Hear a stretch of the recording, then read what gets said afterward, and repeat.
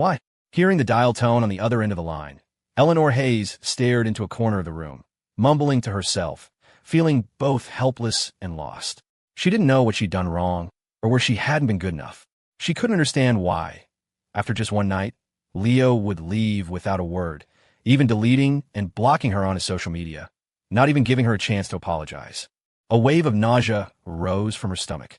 She clutched her abdomen and dry heaved a few times, but nothing came up. Just then, her parents pushed open the door, walking in to see Eleanor retching. Catherine Hayes rushed over in a panic, wrapping an arm around her daughter's shoulders. Eleanor, what's wrong? Tell Mommy, what does it hurt? Seeing her daughter in this state, Catherine's heart ached so much her voice trembled on the verge of tears. Harrison Hayes stood before them, hands on his hips, his lips pressed into a tight, nervous line as he looked at his haggard daughter, wanting to speak but holding back. Mom, where's Leo? Eleanor murmured, her heart feeling like dead ash. Her exquisite face was a ghastly white. I don't know either, honey, Catherine said, caught in a bind, unsure how to tell her daughter the truth. Last night, Leo told me that being with you was too much pressure. He said he wanted to part on good terms. Harrison couldn't watch anymore. He pulled a crumpled cashier's check from his pocket and handed it to Eleanor, deciding to just rip the Band-Aid off. I saw how he'd been spending all his time with you, so I was going to give him some money to help him with his career. But who knew? The kid filled out the check and then refused to take it. He asked me to tell you to live a good life and not to think about him anymore. Harrison's vivid account was a desperate attempt to preserve Leo's image, to make the lie sound plausible. Unfortunately, what Harrison didn't know was that the two of them had made their relationship official in the private room just yesterday. How could Eleanor possibly believe such a flimsy lie? Impossible. Eleanor didn't even glance at the check, tossing it aside. She shot to her feet, strode toward her father, and stared furiously into his eyes. You know something, don't you? You did this. You told Leo to delete me, didn't you? Say it. Say it. Harrison remained silent, his brow etched with a mixture of frustration and helplessness. Catherine quickly stepped between them, trying to mediate. Eleanor, don't get worked up. Please calm down. Your father was only doing this for your own good. Seeing the two of them in cahoots, Eleanor knew. It really was her control-freak father who had orchestrated everything. In that instant, shock, confusion, fear, resentment, and despair. Every negative emotion she had suppressed for over a decade, which she had only just managed to rein in, surged and churned within her. Even the hope and the intoxicating bliss of new love that Leo had given her yesterday became tangled up in it all. Harrison Hayes, fuck you. Are you even my father? You have to control every goddamn thing. You fucking bastard. Eleanor completely snapped. She screamed her father's full name, her voice terrifyingly furious, unleashing every curse word she could dredge up from her memory in a hysterical tirade. The crude, vulgar language stunned both of her parents into silence. By the door, the bodyguard, Mark, was wide-eyed with disbelief. He never imagined that the gentle, well-mannered young woman he knew would ever curse at her father with such vile words. The greater and longer the suppression, the more dramatic the rebound. Eleanor had always been the perfect child in every parent's eyes. Whether it was her grades or her etiquette, she was freakishly excellent. She was a master of the arts. But the more obedient Eleanor was, the stricter her father's control had been, and the more repressed and closed off she became inside. The longer she existed at one extreme, the easier it was for a single trigger to catapult her to the opposite one. Cursing her parents. That was an act of profound disrespect anywhere in the world. It was the primary manifestation of Eleanor's leap from a perfect daughter to an extremely rebellious one. Ugh! Another wave of nausea hit her, and she began to dry heave again, her whole body trembling. When a person is in a state of extreme despair and rage, they can't cry. Instead, they tremble uncontrollably and retch like this. From her continuous screaming, Eleanor's brain was momentarily deprived of oxygen, and she almost couldn't catch her breath. This time, the retching was so violent she threw up green bile. Though only a small amount splattered on her white dress, it was enough to terrify her parents. Eleanor, are you okay? Please don't scare Mommy. Although Catherine was still reeling from her daughter's verbal assault, she lovingly pulled her unsteady daughter into her arms, crying out, Mark, get the car ready. We're going to the hospital. Yes, ma'am. Mark turned and bolted for the garage. Get away from her. Harrison tried to step forward to help, but Catherine's shriek stopped him cold. She had already made up her mind. As soon as her daughter was settled, she was divorcing this heartless man. I had to find Leo. As if experiencing a final burst of energy, Eleanor broke free from Catherine's grasp and stumbled toward the door. She had to explain to Leo that this was all her father's doing, that she didn't want to be separated from him. "Mark, stop her!" Harrison shouted urgently. In her current state, Eleanor could barely manage the stairs. He couldn't let her leave the house. Mark understood immediately, grabbing Eleanor's thin, cold arm. "Miss, please calm down. Let go of me." Eleanor thrashed, pulling at her arm like a madwoman, kicking and hitting Mark, all traces of her former graceful, ladylike demeanor gone. In that moment, she was manic and defiant, like a completely different person. But Mark's strength was astounding. Rough and tough, he was unfazed by her blows. Enraged, Eleanor lunged forward and bit down hard on his muscular arm, using every ounce of strength she had. Her pearly white teeth broke the skin, drawing blood. "Hiss!" Mark sucked in a sharp breath of pain, but didn't dare let go. The kicking and punching were nothing. As a former Special Forces soldier, he could handle that. But the bite of an adult, especially one as furious as Eleanor, was not to be underestimated.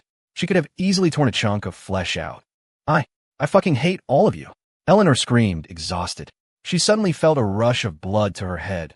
Her vision went black, and her mind swam.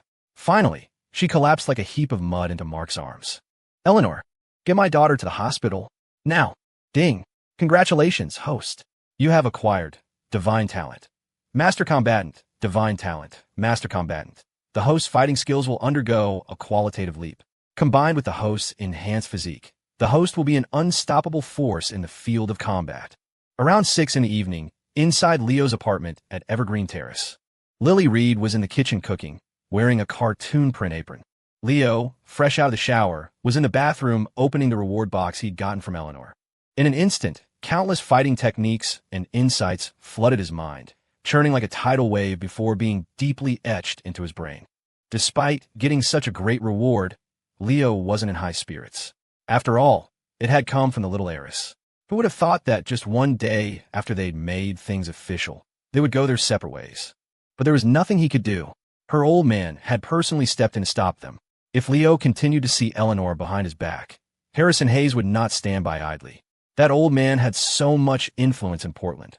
What if one day he sent someone to investigate Leo's messy life and used it to threaten him? Leo would end up losing everything. Better to make a clean break now than wait for disaster. So, the moment the cruise ship docked that morning, Leo had decisively deleted the heiress's contact info and left without so much as a goodbye. Damn, I hope nothing bad happens, he thought. The occasional siren wailing in the distance made him inexplicably anxious, a nagging feeling that something was about to happen with Eleanor. Just then, he faintly heard a series of urgent knocks at the front door, followed by Lily's voice. "Hello, can I help you?" A woman's tearful voice, one that sounded vaguely familiar, replied, Please, does Leo Shepard live here?" "Shit, Catherine Hayes." Leo immediately recognized the voice. It was Eleanor's mother. "Don't tell me something really did happen." Leo scrambled to get dressed, not even bothering to dry his hair, a wet, messy mop on his head. He threw open the bathroom door. Standing in the living room were Eleanor's parents, Catherine and Harrison Hayes. By the door stood their full-time driver, Mark, his arm wrapped in gauze. "Now, Leo, Eleanor, Wait, let's talk outside." Leo cut Catherine off sharply. "If you say one more word, you can leave." Lily wasn't an idiot. If Catherine let anything slip, she would definitely sense something was wrong. Leo didn't want his own house catching fire before he'd even started to deal with the situation with the heiress. Okay. Outside. Let's talk outside," Catherine said, her lips trembling. Her eyes were red and swollen like peaches. Leo could already feel it. Something had definitely happened to Eleanor. After her parents stepped into the hallway, Leo, still dressing, spoke to Lily with feigned impatience. "Parents of a friend. Looks like their kid is in some kind of trouble. I have to go out. You go ahead and eat tonight. Don't wait up for me." "Okay, I understand," Lily replied obediently. Her trust in Leo was high. She generally didn't pry into his affairs. Seeing Leo about to head out in just a fleece-lined long-sleeved shirt, Lily added thoughtfully, "It's cold out. You should wear something thicker." "I'll be fine." Leo slipped on his shoes. "I'm leaving. Get to bed early. If it's nothing serious, I'll be back soon." "Okay," Lily replied, a thoughtful look on her face. After Leo closed the door behind him, Lily covered the cooked dishes with a food net. Then she took a bundle of noodles from the refrigerator and started boiling them. What happened? Leo asked impatiently as they reached the elevator. Is something wrong with Eleanor? Catherine sobbed, her words tumbling out. Eleanor is in the hospital. She cut her wrists. What the fuck? For real? Leo looked at Harrison in disbelief. He had expected Eleanor might do something drastic because he left, but attempting suicide in the hospital was something he had never imagined. Harrison's gaze darted away for a moment before he nodded heavily, his voice filled with regret and frustration as he explained. After Eleanor was brought to the hospital and woke up, her parents had comforted her for a long time, and she'd finally said she needed to be alone. Thinking she needed some quiet time, they sent all the nurses out and called Dr. Nicole Zhang to come and resume her treatment. But by the time Dr. Zhang arrived, Eleanor was lying unconscious in a pool of blood, a broken piece of floor tile in her hand.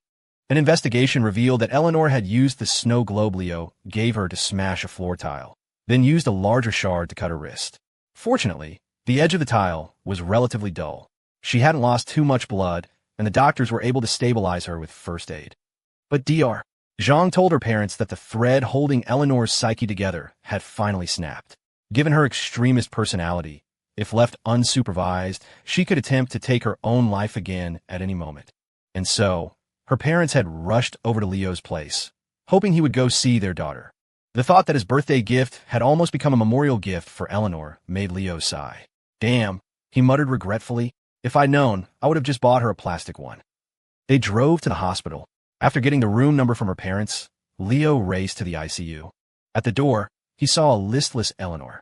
She hadn't noticed his arrival. Her eyes were vacant as she sat propped up in bed, her face a horrifying shade of white, her lips tinged with purple. She looked as if her soul had been ripped out, staring blankly at a spot on the floor still stained with traces of blood. Leo followed her gaze. A floor tile was missing, and the surrounding white tiles were marked with dried blood and flecks of shimmering blue liquid. Amidst the blue were tiny, scattered, glowing snowflakes. It hit him then. That was from the birthday gift he'd given her. That thing was cheap anyway. Leo rubbed his nose guiltily and offered a weak smile. When you have time, I'll buy you another one. Hearing the familiar voice, Eleanor's head snapped up. She stared at Leo, and color slowly returned to her empty eyes. Her impassive, cool features began to tremble, as if she were about to burst into tears. 1. Rest up and get well. When you're better, you can move in with me. I'll never leave you again. 2. How could you be so foolish? Does it hurt? Don't you ever do this again. 3. Damn impressive. You've even learned how to slit your wrists. But for someone like you, the pain from that was probably a reward, right? Damn impressive. You've even learned how to slit your wrists. Leo walked over and sat on the edge of her bed. He took Eleanor's cold, pale arm, his eyes on the blood-soaked gauze around her wrist as he teased her gently. But for someone like you, the pain from that was probably a reward, right? Ding. Eleanor Hayes' affinity for the host has increased by 5 points. Current affinity, 58. Please continue your efforts. It really hurt, Eleanor said, her shoulders shaking as she wiped away tears. Seeing the man she had been yearning for back by her side, she complained through sobs of joy. Damn it, it didn't feel good at all when I did it. But when I thought about you being gone, my heart hurt even more. It felt like nothing else mattered. She didn't blame Leo for leaving without a word, nor did she question why he had deleted her. For a girl who had just clawed her way back from an emotional abyss, having Leo back was the greatest happiness imaginable. Leo reached out and wiped the tears from her cheeks, asking with an intrigued expression, I heard from your dad on the way here that you cussed out your parents at home. They said you took their money, and that I should just part ways with you amicably. A flash of hatred and resentment crossed Eleanor's eyes as she nodded meekly. But I know you're not that kind of person. My dad must have threatened you. That old bastard, Leo thought, glancing at the two parents eavesdropping at the door. You're the one who told me to leave her, and now you're the one telling me to come back. And on top of being ordered around, you pin all the blame on me. He was just thankful nothing truly terrible had happened to Eleanor. Otherwise, the guilt would have eaten him alive. Next time, don't swear at them like that. It's not effective. Leo coached her, feeling a sense of vindication. If they get unreasonable again, just call them fucking boomers. It's direct and to the point. My sister used to call me that all the time. Why isn't it effective? Eleanor blinked, her eyes full of curiosity. And what's a fucking boomer? It means old and out of touch. As for why it's not effective, it's because you don't have the equipment. After a brief explanation, Leo added with a wicked grin, those kinds of curse words only have an impact when a guy says them. When a girl is beautiful as you says them, People will just hope you follow through on the threat. Eleanor stared at him for a second, then blushed and burrowed into her blankets, her shy eyes peeking out as she grumbled. You're still so annoying. Glad you know. Are you feeling uncomfortable anywhere else? No, now that you're back, I feel like nothing is wrong at all. The two of them began to chat comfortably. Eleanor's mood gradually improved, and Leo even managed to make her laugh a few times. The light slowly returned to her once dull eyes. At the doorway, her parents and Dr. Nicole Zhang, who had just returned from a consultation with the physician, were stunned by the harmonious scene. They couldn't believe that the Eleanor who had been trying to kill herself just moments ago was now being coaxed by Leo into acting like a little girl who'd just been given candy. If not for the bandages on her wrists, no one would believe that the smiling, chattering girl in the hospital bed had tried to end her life with a piece of tile less than half an hour ago. Dr. Zhang sighed in admiration. This kid has such a silver tongue. It's a real shame he's not in my line of work. What do you think? Should we still try to keep them apart? Catherine asked, looking with lingering fear at her laughing daughter. She had never seen Eleanor so lively in all her years as a mother. What is there to think? She can't live without him now. Harrison sighed helplessly. Forget it. After the holidays, we'll talk to his parents. We'll find a good day for them to get married. Harrison thought it over. Although Leo came from a humble background, he had his merits. Harrison had seen the short videos Leo directed. While some of the content was a bit lowbrow and borderline risque, he was undeniably making real money. The kid had skills and a mind for business. Once they were married, Harrison planned to bring Leo into his company and give him a position. He'd make a passable son-in-law. Of course, all that was secondary. The main thing was that his foolish daughter was now completely inseparable from the boy. Other than throwing in the towel, Harrison couldn't think of any other solution. About 10 minutes later, the couple and Dr. Zhang entered the room. Leo tactfully moved away from the bed, giving them space. Hello, Leo. I'm Eleanor's attending physician, Nicole Zhang. She's told me a lot about you during our sessions. Dr. Zhang extended a hand with a warm, friendly smile. Also, I've been following that web fiction series you're directing. I guess you could call me a fan. Hi, nice to meet you. Leo smiled and shook her hand, casually sizing her up. He had to admit, her figure was incredible. The blonde hair and blue eyes were clear signs she was mixed race. Her gray business suit was stretched taut over her frame, the buttons looking like they were about to pop. A pair of matching gray slacks hugged her full hips, the fabric straining at the seams. Tall and voluptuous, with a body as ripe as a peach. It was hard to believe she was only 25. If Lily's figure was a slender branch bearing heavy fruit, then Dr. Zhang's was the standard Western beauty ideal, thick branches and lush leaves. A shame, Leo had heard, that the bloom of Western beauties was often short-lived. After a few years, even the best figures tended to become heavy, and their looks would fade. Wait, what am I thinking? I'm getting way off track. The heiress is still sick right here next to me. Leo subtly shook his head, pulling his gaze away from Dr. Zhang. But just then, the system's options appeared. 1. You're the most beautiful mixed-race woman I've ever seen. Did you know you have stars in your eyes? Can you teach me English? What's your number? 2. Ask about Eleanor's condition to start a conversation. Then, using the excuse of wanting to understand her illness better, get her contact information and ask her out for a meal. Repeat as needed until conquest is assured. 3. Hey there. Would you be interested in being the leading lady in my next project? Your figure's pretty amazing. If you were filming a scene where you fall, the resulting ripples would be magnificent, right? So, how is Eleanor's condition now? Leo asked with concern. Will the wound on her wrist get infected or leave a scar? No, those are minor issues, Dr. Zhang said, brushing back a lock of her golden hair. The main problem right now is her psychological state. It's quite serious. She can't handle any more shocks like this for a while. I see. Leo nodded thoughtfully, quietly watching Eleanor's parents talk with her. He was in no mood to hit on this foreign beauty right now. Leo, let's exchange contact info. I'll probably be in the country for a while, and I am Miss Hayes' primary therapist, Dr. Zhang said with a warm smile. Right now, you're the key to her recovery. It'll be easier for us to discuss her condition if we're in touch. No problem. Leo immediately took out his phone, and they added each other. It was all for the sake of the potentially volatile heiress. Honey, how are you? Are you feeling any better? Catherine stroked Eleanor's cheek, which was slowly regaining its color, her voice full of pain. From now on, your father and I won't interfere with you and Leo anymore.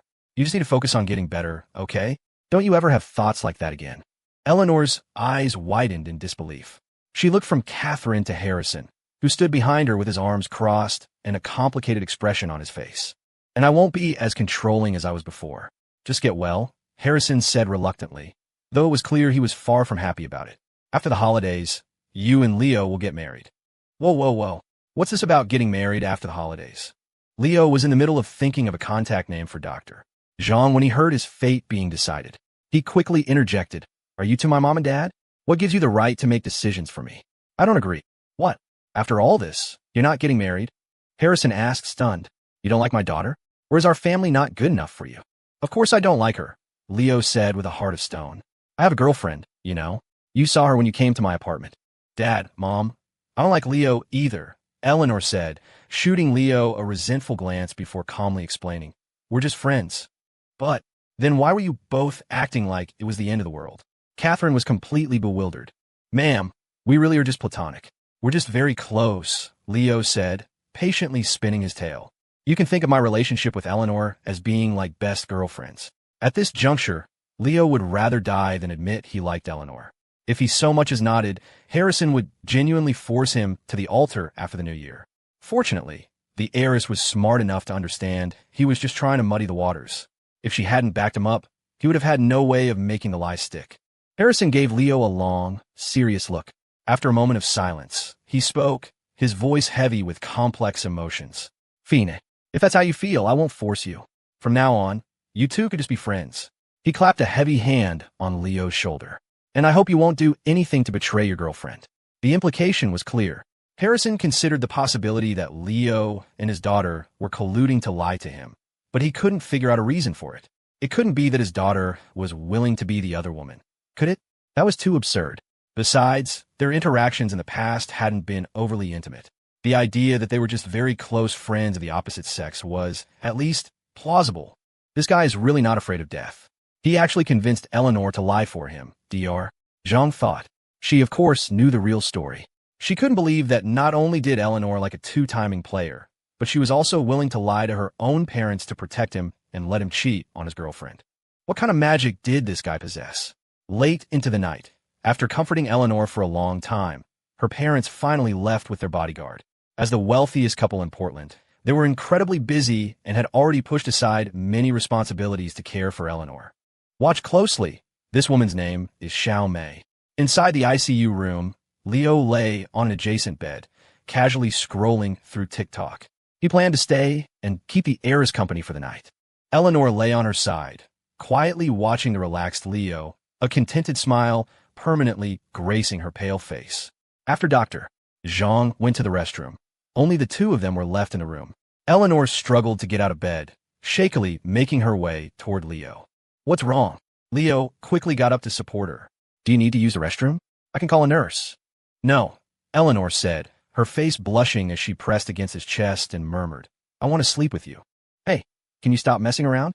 Leo said, supporting her weak body while glancing nervously toward the door. If your doctor comes back and sees us like this, she'll definitely guess we're not just normal friends.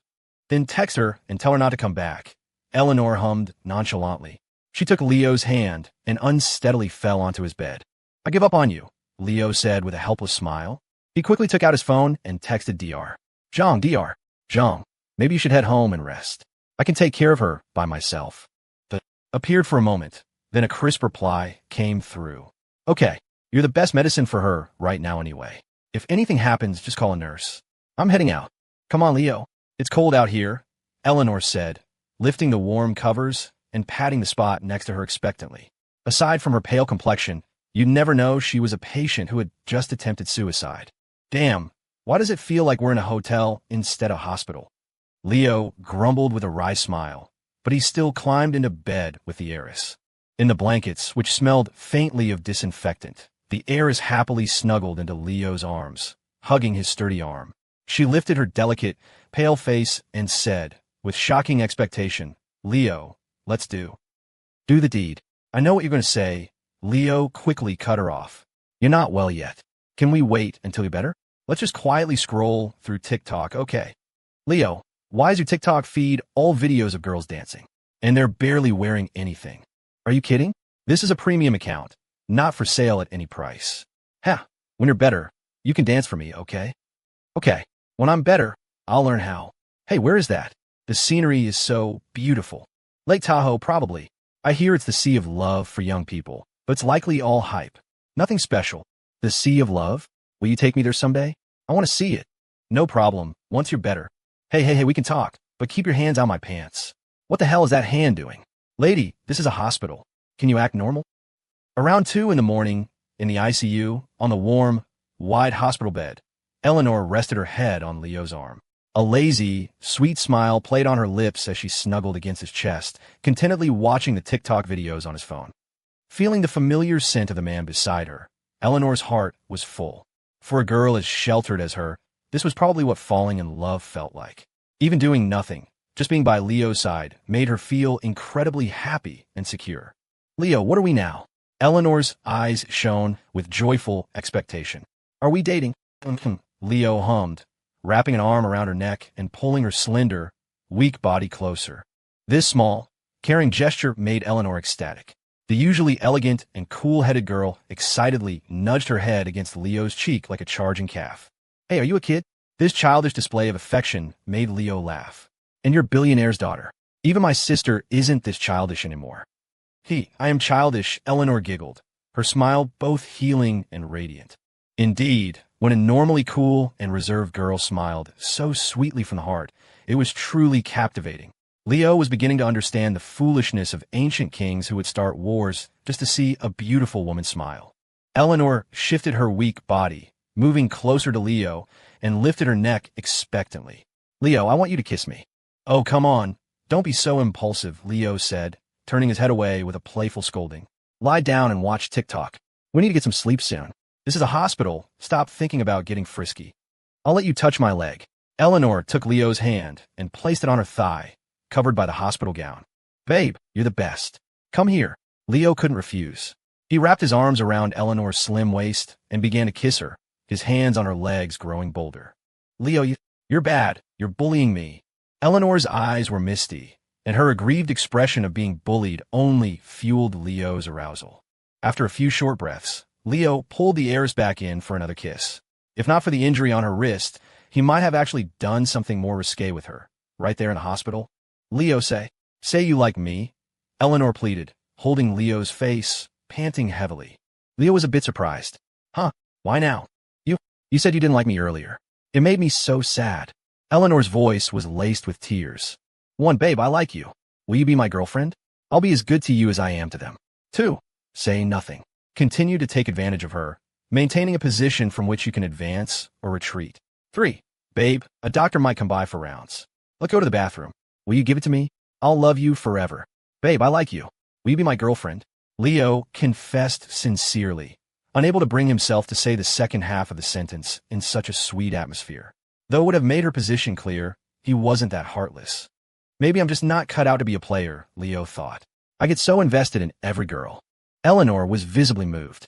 She sniffled without speaking, a single tear rolling down her cheek as she nodded vigorously. Leo knew that in this situation, it was time to implement option 2. He kissed her again, deeply and passionately. A long time later, they finally calmed down, cuddling together as they continued to scroll through TikTok. Leo, why did you buy me just now? Eleanor licked her pink lips, seemingly savoring the lingering sting. I was marking my territory, Leo shamelessly fibbed. So you'll be mine from now on, okay?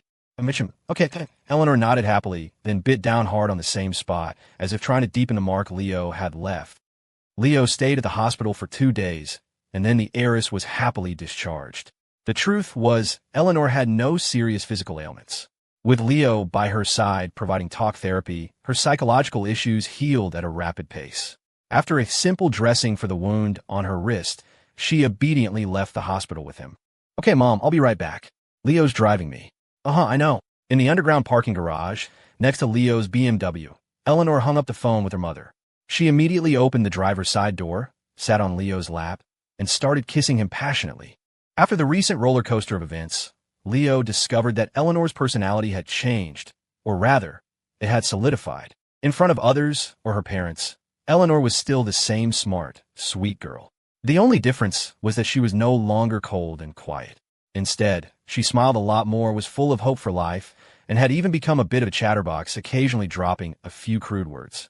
But in front of Leo, Eleanor became incredibly bold, completely shedding any sense of maidenly reserve. As long as no one was around and the corner was secluded enough, it was as if she switched personalities. She would cling to Leo with bold and fiery affection, her mind filled with adult thoughts, always trying to take things a step further. A few times, she had teased him so much he'd almost lost control. From now on, in the driver's seat, Eleanor pulled away from Leo, breathless, a sweet and slightly seductive smile on her lips. "I'm your fourth girlfriend. Don't you dare neglect me, you bad boy." One Sunday afternoon, in the most bustling district of downtown Portland, inside a 12-story office building, workers of all kinds were busy moving back and forth. The sounds of power saws, sledgehammers, and conversations echoed across the floors. Hundreds of workers were renovating the building, worth over $50 million, into an entertainment and media agency. This was the same building Harrison Hayes had offered Leo on the cruise ship to get him to leave Eleanor. A few years ago, the building had been listed for $34 million, far exceeding its construction cost. Any business person knew it was an incredible deal. It was located in Portland's CBD, the city's core business district, surrounded by five-star hotels, famous restaurants, and various tourist attractions. During holidays, the foot traffic was unimaginable. Business people always use money to make more money. Anyone who could acquire this building and operate it for a while was guaranteed a profitable venture, no matter what it was used for. When it was put up for sale, big names from the business world had scrambled to bid, driving the price up to its current $56 million. Even so, the operations department of the Hayes Group had dithered, never selling the building to any single company, at most renting out space for a while. After much consideration, the higher-ups decided to convert it into a travel company for them to run themselves. But no one in the operations department could have imagined that old Mr. Hayes would, with a wave of his hand, so casually transfer this golden goose to some unknown little director. The reason was simple. His precious daughter was like a new person. She had become obedient and cheerful, her face often graced with a smile, no longer sullen and melancholic. His entire life had been for his daughter. Now that she had changed so much, he and his wife were naturally very grateful to Leo. Although Harrison still had his doubts about their platonic friendship, as long as Eleanor didn't admit it and Leo didn't make a move, there was nothing he could do unless he caught them in the act. Right now, Leo was sitting in his office, signing a stack of paperwork. The building was still under renovation and likely wouldn't be operational until after the holidays. Next, he needed to recruit a large number of actors and staff for other departments, then produce a few popular short videos or a completely original film. With that, he could establish a solid foundation for his agency in the industry. Fortunately, the web fiction adaptations he had previously directed had earned him a fair bit of fame, giving him some clout. Over the past couple of days, several popular streamers and B-list celebrities had already reached out to his company. After signing the contracts, Leo personally toured the floors, checking on the renovation progress. Although the workers were from one of his father-in-law's construction companies and wouldn't dare slack off even without supervision, Leo still liked to walk around and chat with them occasionally. When he reached the first floor, the employees from the sign design company arrived, carrying the large plaque for Ingenuity Media. This was the name of his agency, and the gilded letters were destined for the company logo on the top floor. Leo nodded a greeting to them, and the workers responded warmly. They all knew this young man was the boss. "HM, is it snowing?" Leo suddenly noticed small snowflakes clinging to the workers' clothes. He walked quickly to the main entrance and looked up. White willow catkin-like snowflakes were drifting down, melting into small dark puddles as soon as they hit the ground. Within 10 minutes, the snow grew heavier, gradually transforming the bustling, modern city of Portland into a world of silver. Seeing the snow begin to accumulate on the sidewalk, Leo was a little surprised. As a Pacific Northwest city, Portland rarely saw significant snow. Even when it did, it was usually just a few imperceptible flakes, like a free trial, gone as quickly as it came. Just then, his phone buzzed with notifications, not just once, but several times. Isabel Vance. "Leo, are you done with work? It's snowing outside, isn't it? I made chicken soup. Come over for dinner tonight to warm up. I invited Lily too." Rose emoji. "Maya Pierce, Leo the loser. It's snowing. I heard it's going to be a big one this year. We should drive up to Aspen and see the ice sculptures. 3-minute, 20-second video. Lily Reed, it's snowing outside. Are you wearing enough warm clothes? Isabel invited me over for dinner. When are you coming back? I feel awkward going by myself." Shy emoji. Eleanor Hayes. "Leo, it's snowing. Did you see? It's Portland snow, smile emoji. Besides his 4 girlfriends, many were contacts, his 2 boisterous sisters, and his parents had also sent him messages about the snow. Some were concerned about his well-being. Some wanted to share the rare, beautiful snowscape with him immediately, and many were simply expressing their amazement at the snow to the person they cared about most. The huge changes in Leo's career and love life this year had not gone unnoticed by his friends and family, especially when his mother, Sharon, announced in the family group chat that he now owned an entire office building. Many relatives who had never cared about him before had suddenly become very attentive. Several aunts were even clamoring to set him up on dates when he came home. Perhaps from his time in the heiress's high society circle and having met too many materialistic women like his blind date, Leo felt little emotion toward his suddenly reasonable relatives. After replying to his girlfriends one by one, Leo walked through the thin layer of wet snow to the underground garage, planning to head to Isabel's for a warm bowl of chicken soup. Driving back to Evergreen Terrace, he arrived at the familiar door of 1702 and rang the bell. "Leo Gidge is back." Maddie's joyful voice came from inside. The door opened, and the little girl pounced on him like a chubby penguin. In the warm living room, Isabel and Lily were gracefully setting the table. When Leo entered, carrying the little girl, both women looked up at him with smiles they couldn't hide. In that instant, Leo's old social anxiety-fueled imagination kicked in. He pictured Maya combing the little girl's hair, while Eleanor chatted and laughed with Maya Pierce. Even his sisters, Riley and Sophie, were there, chattering away. "Yeah, if I work hard enough, I can have it all," Leo thought, silently encouraging himself. "Mommy, Daddy's snoring is so loud. He sounds like a little piggy." "Silly girl, you can't call your daddy a pig, though he does sound like one." The next morning, Leo was awakened by the playful chatter next to his ear. He had spent the night at Isabel's after the chicken soup, something he was already used to. Isabel had prepared everything he needed at her place: toothbrush, towels, even clean underwear. Every time he came over for dinner or to chat, it was as convenient as checking into a hotel. Of course, hotels didn't come with a beautiful woman to sleep with. Isabel's place did. He opened his eyes on the soft bed to see Maddie and Isabel, one adorable and cute, the other beautiful and gentle, right beside him. The little girl had crawled into bed at some point, snuggling between Leo and Isabel. Isabel held her daughter dotingly, both of them watching Leo with happy, blissful expressions. Isabel's face was still exquisitely beautiful, her gentle and alluring eyes watching the man beside her with amusement. The little girl blinked her big, sparkling eyes, looking at her young father with curiosity and excitement. It really did feel like a cozy family of 3. "Silly girl, when did you get here?" Leo reached out and pinched Maddie's soft cheek. The little girl giggled and dodged his fingers, wriggling out of Isabel's embrace and crawling into Leo's arms to play. "Daddy, there's so much snow outside," the little girl exclaimed, looking up at him. "Can you take me downstairs to build a snowman later?" In such bad weather, Isabel would certainly not let Maddie go out to play, worried she would catch a cold. The little girl, desperate to play in the snow, could only turn to Leo for help. Children are very perceptive. Maddie knew that at home now, Leo's authority outweighed her mother's. Many things that were previously forbidden, she found she could get with just a little bit of coaxing with her new daddy. "No problem," Leo said, affectionately rubbing his nose against hers. "We'll build a huge snowman, even bigger than you, how about that?" "Yay, yay." The little girl, still wary of her mother's veto power, quickly turned to Isabel with a bright smile. "Mommy can come too. I'll help Mommy build an even bigger snowman." "You just spoil her," Isabel said with a mix of helplessness and contentment, pinching Maddie's cheek. "Don't think you can get away with anything just because you have him on your side." Maddie shrank into Leo's arms fearfully. "Daddy, Mommy is so scary, like a tiger." "Oh, you dare call me scary? You're asking for it, little one." Isabel feigned anger, playfully pouncing on the little girl in Leo's arms. The 3 of them wrestled happily on the bed. After a few minutes of play, Leo held Isabel's curvaceous body with Maddie's sandwich between them, chattering on about this and that. A child's mind is always active, and she talked for over 10 minutes. Neither of them interrupted her. Leo would occasionally tease her about her wild imagination.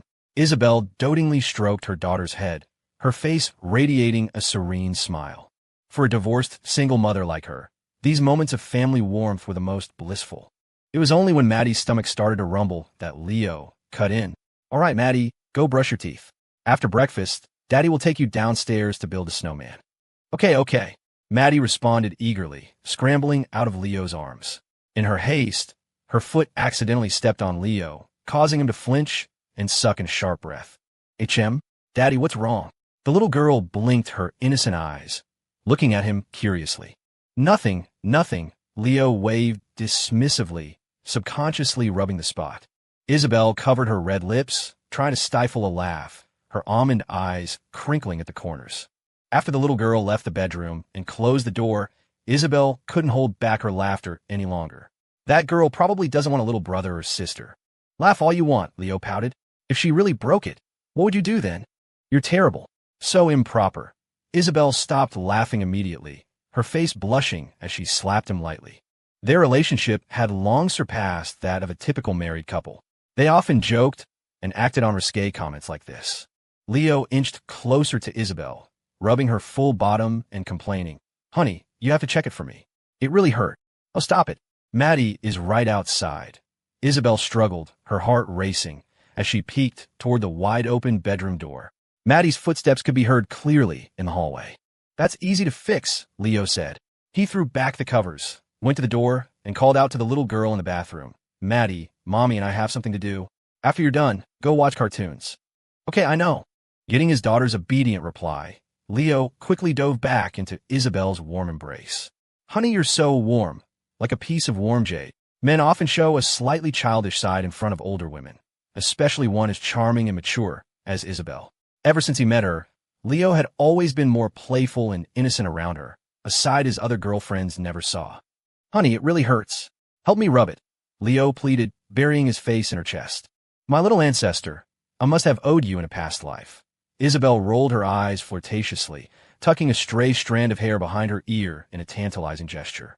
20 minutes later, Maddie, who was watching cartoons in the living room, heard a series of violent coughs from the bedroom.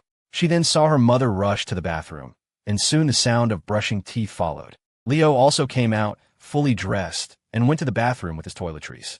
"Isabel, you really love being clean," Leo said, nudging her waist with his elbow and teasing her wickedly. "You just brushed your teeth, and now you're brushing them again?" Isabel spit out a mouthful of toothpaste foam and twisted her hand hard on his side. "You have the nerve to talk? I almost threw up last night's dinner." I'm sorry, Isabel." "Ouch, ouch, ouch." Leo begged for mercy, half laughing, half crying. After building snowmen with mother and daughter in the community square, it was already 3 in the afternoon. Leo drove to his company, which was still under renovation, to check on the progress. It was a Monday with heavy snow falling. The cars on the road moved slowly, drivers cautious of skidding and rear-ending each other. Leo hadn't driven far before he was stuck in traffic with everyone else. Several cars up ahead had been in a pile-up, and the police and drivers were handling the scene. A dozen or so cars were backed up behind them, looking like a holiday traffic jam on the highway. 4 wheels aren't always more convenient than 2. In this situation, the usually overlooked e-scooter became invaluable.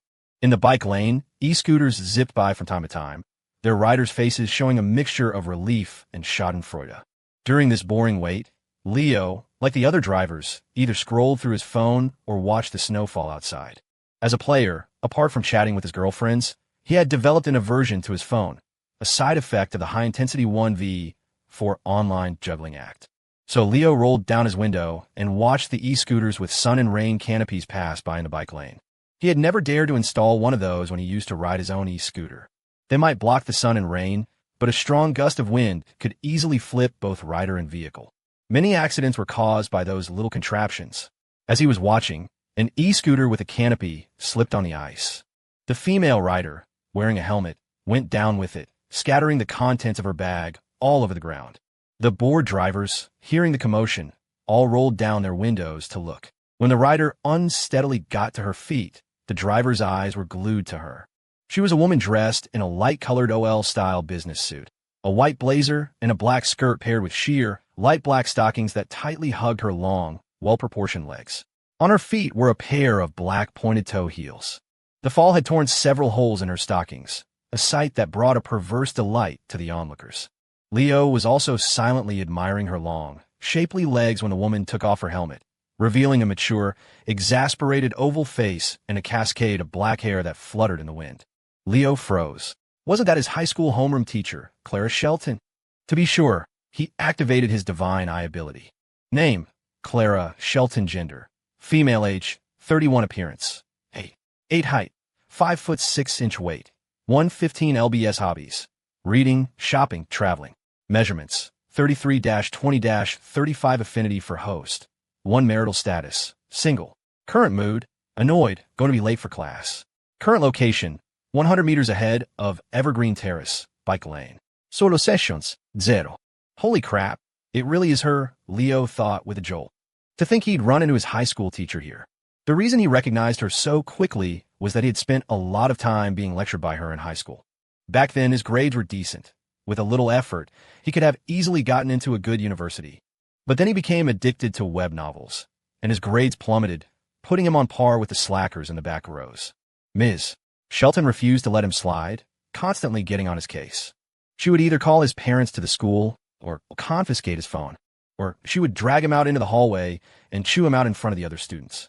Standing at just under 5'7", she would regularly scold the 6-foot-plus Leo until he was red in the face, not even daring to lift his head.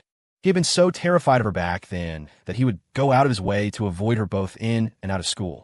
To get her off his back, he finally buckled down and studied, which was how he managed to get into PSU. Back then, he had feared and resented this ferocious teacher, even suspecting she had some kind of sadistic streak. Why else would she pick on him all the time? But looking back now, he realized a teacher like that was probably one who genuinely cared about her students. Otherwise, she could have just ignored him and collected her salary. She didn't need the extra trouble. The bike lane was busy, and no one stopped to help Ms. Shelton pick up her things. It looked like she had hurt her foot in the fall. She was hopping on one leg, her teeth gritted, trying to gather her scattered belongings. It was a pathetic yet strangely amusing sight. Leo looked ahead. The accident scene seemed to be clearing up. The drivers who had gotten out to smoke and chat were already back in their cars. Thinking of how this strict teacher had, in her own way, cared for him, Leo smiled wryly. He got out of his car, walked over to her, and bent down to pick up a stainless steel thermos, handing it to her. Ding!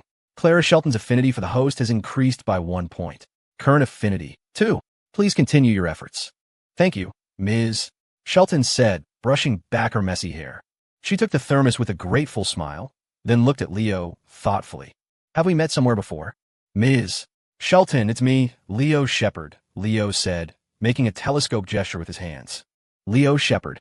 Oh, it's you, kid. She laughed in recognition, looking him up and down in surprise before teasing. Well, look at you. You got so handsome. I didn't even recognize you without your glasses. Ah, you're too kind, Ms. Shelton, Leo beamed. Don't you dare post about this in our old high school group chat, she warned, subconsciously trying to hide her torn stockings, her mock anger tinged with a surprising hint of cute coquettishness. 1. Flatter her, of course not. Wow, Ms. Shelton, you're still as beautiful as ever. Are you still teaching high school? 2. Tease her. Haha, of course not. Let's get this stuff picked up, Ms. Shelton. It's dangerous to stand here with all this traffic. 3. Threaten her. Hehe, Ms. Shelton, you're still looking quite fine. You wouldn't want the other students to find out about your torn stockings, would you? Haha, of course not. Leo smiled, then gestured to the passing e-scooters. Ms. Shelton, let's get your things picked up. It's dangerous to stand here with all this traffic. Okay, right? She replied, hopping on one foot to bend down and gather her scattered belongings, looking both comical and strangely sexy. That's enough, Ms. Shelton. You go sit over there, Leo said, quickly taking her by the shoulders and guiding her toward the sidewalk, unable to resist a playful jab. Or else people passing by will think you're putting on some kind of performance art. You little punk, when did you get such a silver tongue? Ms. Shelton laughed, giving him a light slap but not refusing his help. She let him guide her to the side of the road to sit down. Leo swiftly collected all her dropped items, placing them beside her. He then righted her fallen e-scooter and pushed it to the entrance of a nearby convenience store. Ms. Shelton, the scooter's not broken, but you can't ride it like this anyway. Once you're feeling better, you can come back and get it. After arranging things with the store owner, Leo returned and told her, Don't worry, I know the owner here pretty well. The scooter will be safe. Let me give you a ride to the university. Okay, no problem. Thank you, Leo, Ms. Shelton replied, her grateful tone laced with a polite formality. Ding! Clara Shelton's affinity for the host has increased by 2 points. Current affinity, 4. Please continue your efforts.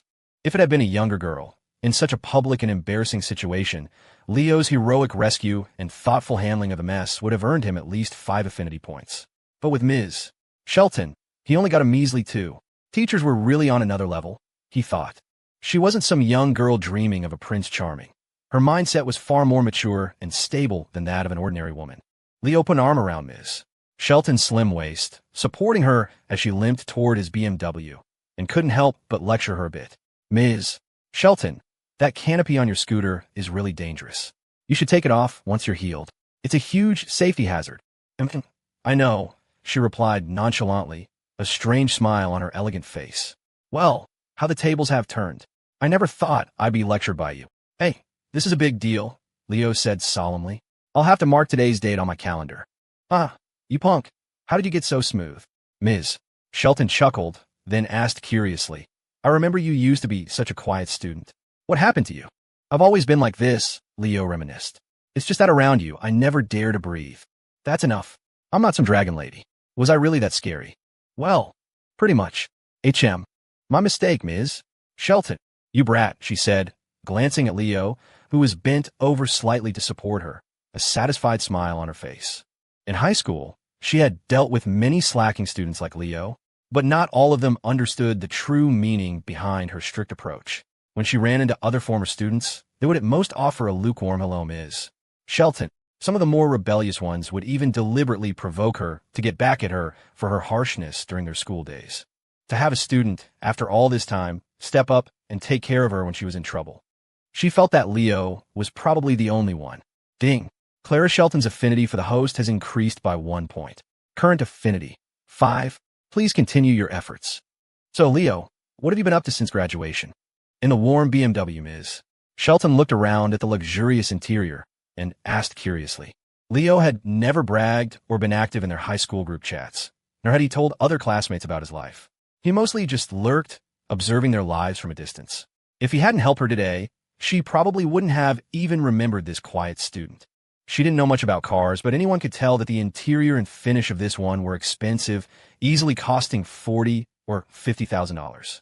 Leo rubbed his nose, a hint of pride in his voice. I'm in the industry you used to yell at me about all the time for being a waste of time. Ms. Shelton thought for a moment, then her eyes lit up. You're writing web fiction now? Yeah, just earning enough for instant ramen, Leo said with a sincere nod. Well, I'll be. Looks like I misjudged you.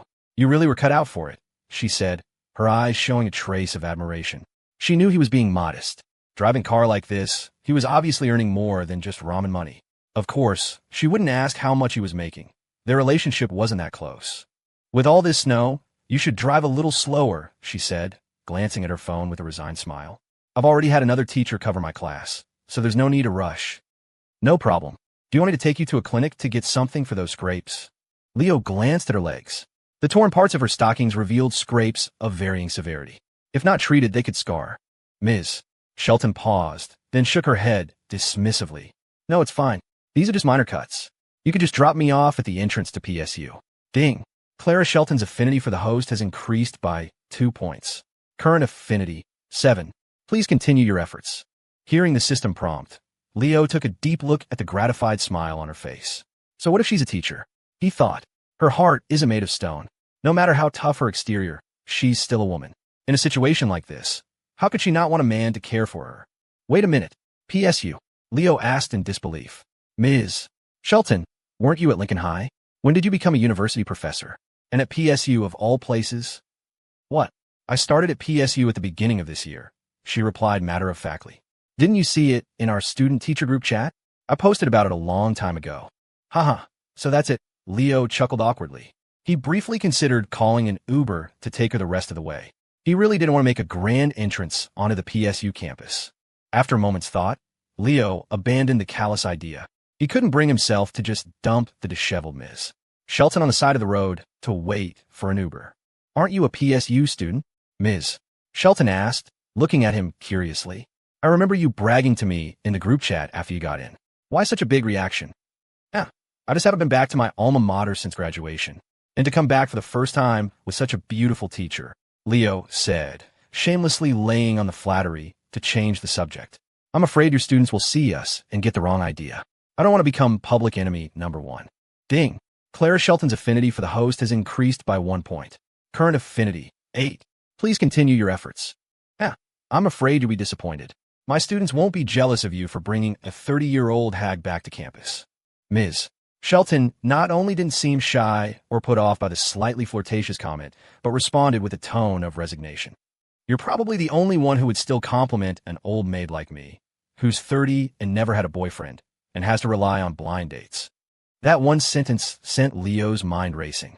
He immediately pieced together the reasons why she was 30, single, and inexperienced. She was too blunt. She had spent her prime dating years devoted to teaching, with little exposure to men her own age. She had no dating experience and didn't know how to interact with them. Those were the main reasons she was still single at 30. She was beautiful, her looks and figure only slightly inferior to Isabel's, a textbook example of a mature, sophisticated woman, with the added bonus of a teacher buff. But a beautiful face is just a facade.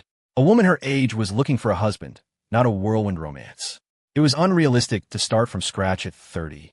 If her personality didn't mesh, any relationship would fizzle out quickly. Leo guessed she had probably tried dating a few men, but her bluntness and lack of experience likely doomed those relationships before they could even begin. Of course, Leo couldn't give her dating advice. Their relationship wasn't at that level. Besides, they were teacher and student. It would be completely out of line for him to teach his teacher how to date. So, in this situation, what could he say to increase her affinity for him? Simping? Absolutely not. Simps never win. Flirty banter? Even worse. She was blunt, not stupid. With her life experience and profession, using the same lines he used on younger girls would backfire. She wouldn't find it charming. She'd think he was a sleazy player, and the positive impression he'd just made would shatter. There was only one way to deal with a straightforward woman like her. Play it even straighter. Compliment her directly, but find the right angle. And that angle was the fact that he was once her student. Complimenting her from a student's perspective was something she couldn't refute. The key was to use simple, unexaggerated words. This would keep the atmosphere pleasantly warm without being overly flirtatious, and it would come across as casual and sincere. It was a trick the system had once taught him. A casual compliment is the most sincere compliment. No woman could argue with that. She would have no choice but to accept it. Why would you say that? After a brief pause, Leo said casually, his hands on the steering wheel. Back in high school, I always thought you were really pretty. Ding. Clara Shelton's affinity for the host has increased by 5 points. Current affinity, 13. Please continue your efforts. Seriously, Ms. Shelton, Leo said, turning to look directly into her stunned eyes as they waited at a red light. From high school until now, I've always thought you were beautiful. He was laying his cards on the table, making it clear he was flirting with her. What was she going to do about it? She wasn't an idiot. She knew what he was doing. But his approach was flawless. His choice of words, the level of flirtation, it was all perfectly calibrated. She couldn't feel like he was being too forward, nor could she reject the compliment. To reject, it would be to indirectly admit that she had, in fact, become an old woman. No woman on earth would ever admit that.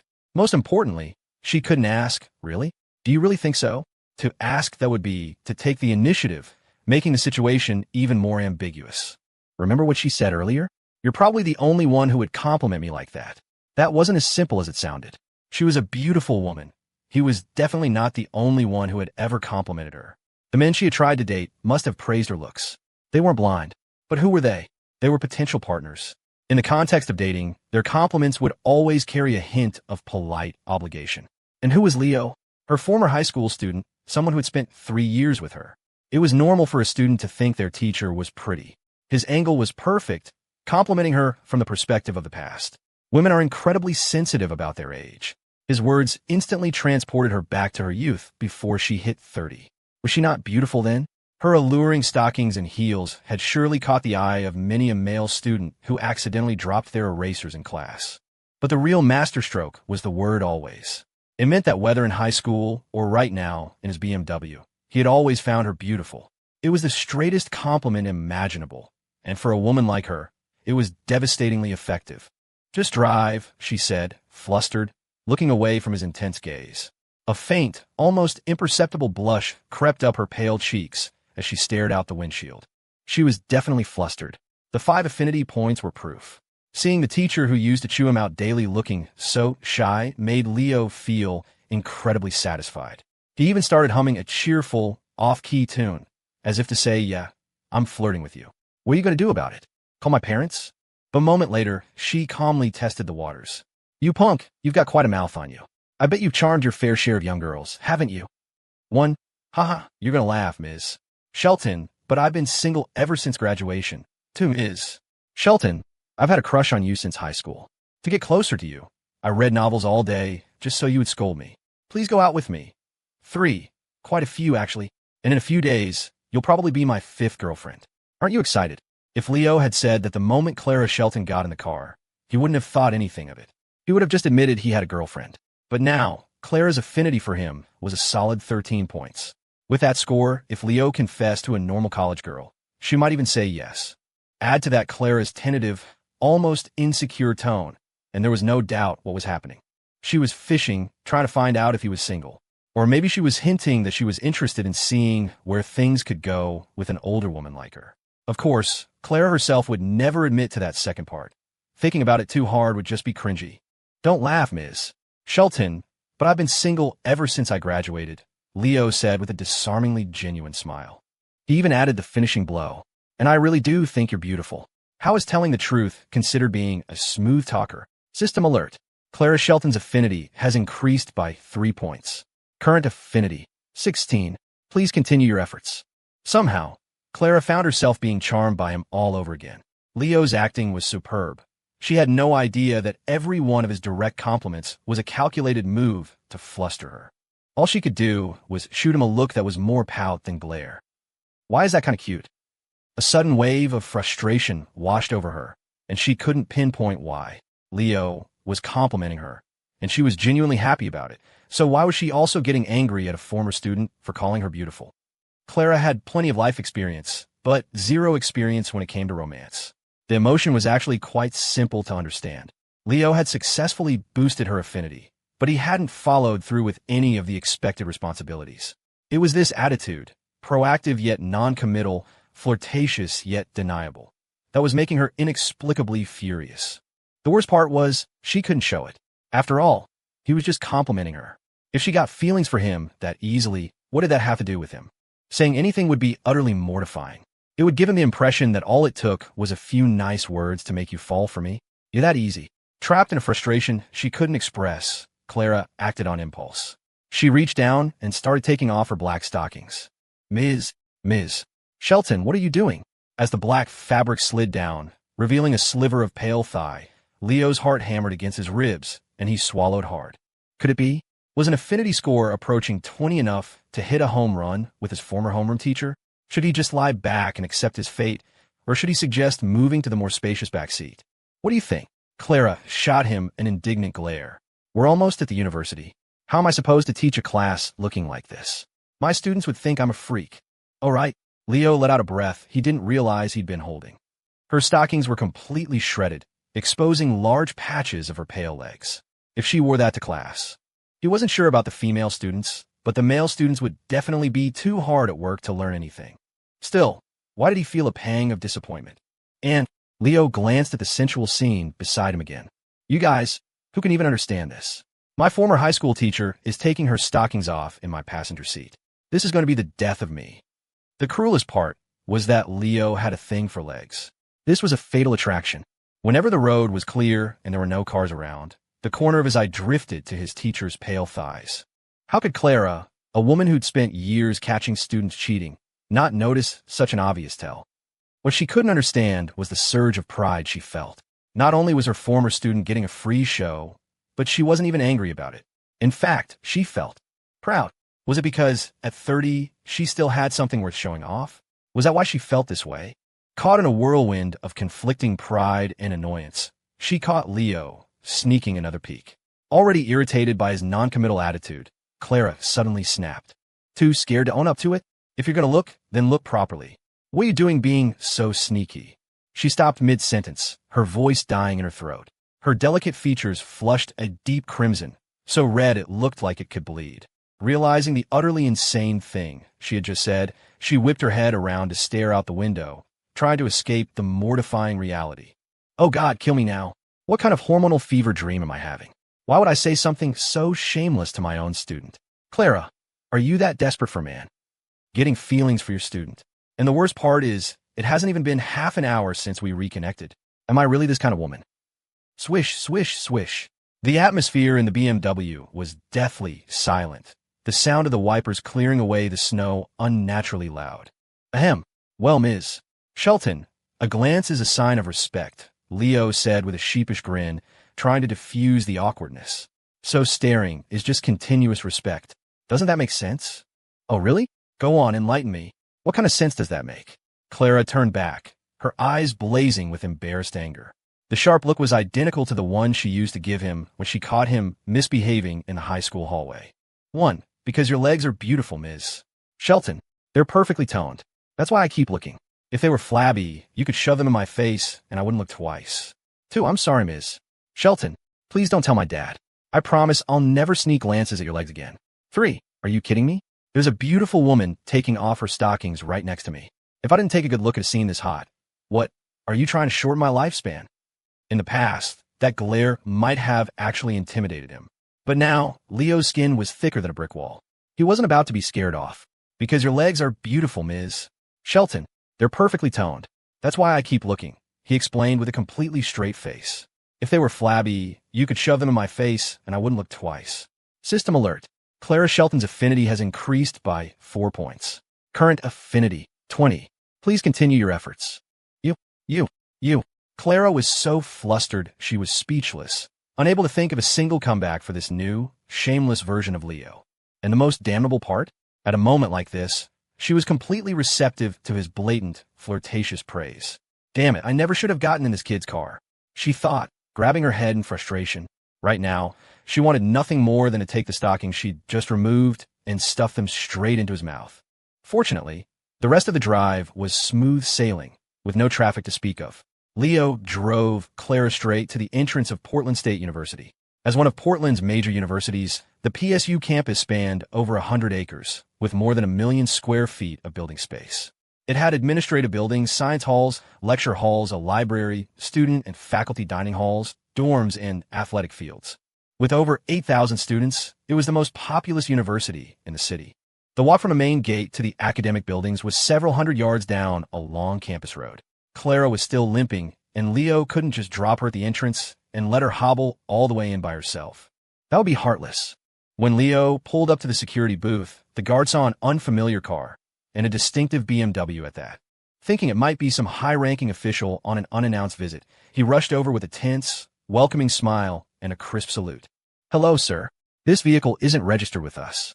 May I ask the purpose of your visit? Hey there. I'm actually a PSU graduate, Leo explained with a friendly smile. Ms. Shelton here injured her leg, so I'm just dropping her off. The guard visibly relaxed. He cross-referenced Clara's faculty ID number, and without any further questions, he raised the gate. The wide, dark tires crunched over the thick layer of fresh snow as the car entered the campus. It just so happened to be the time between classes. The snow-covered campus road and the wide athletic fields were filled with the laughter and chatter of bright, energetic college students. The design of Leo's BMW was exactly the kind of car that appealed to every young man and woman of this age. The moment it turned onto the campus road, it became the center of attention.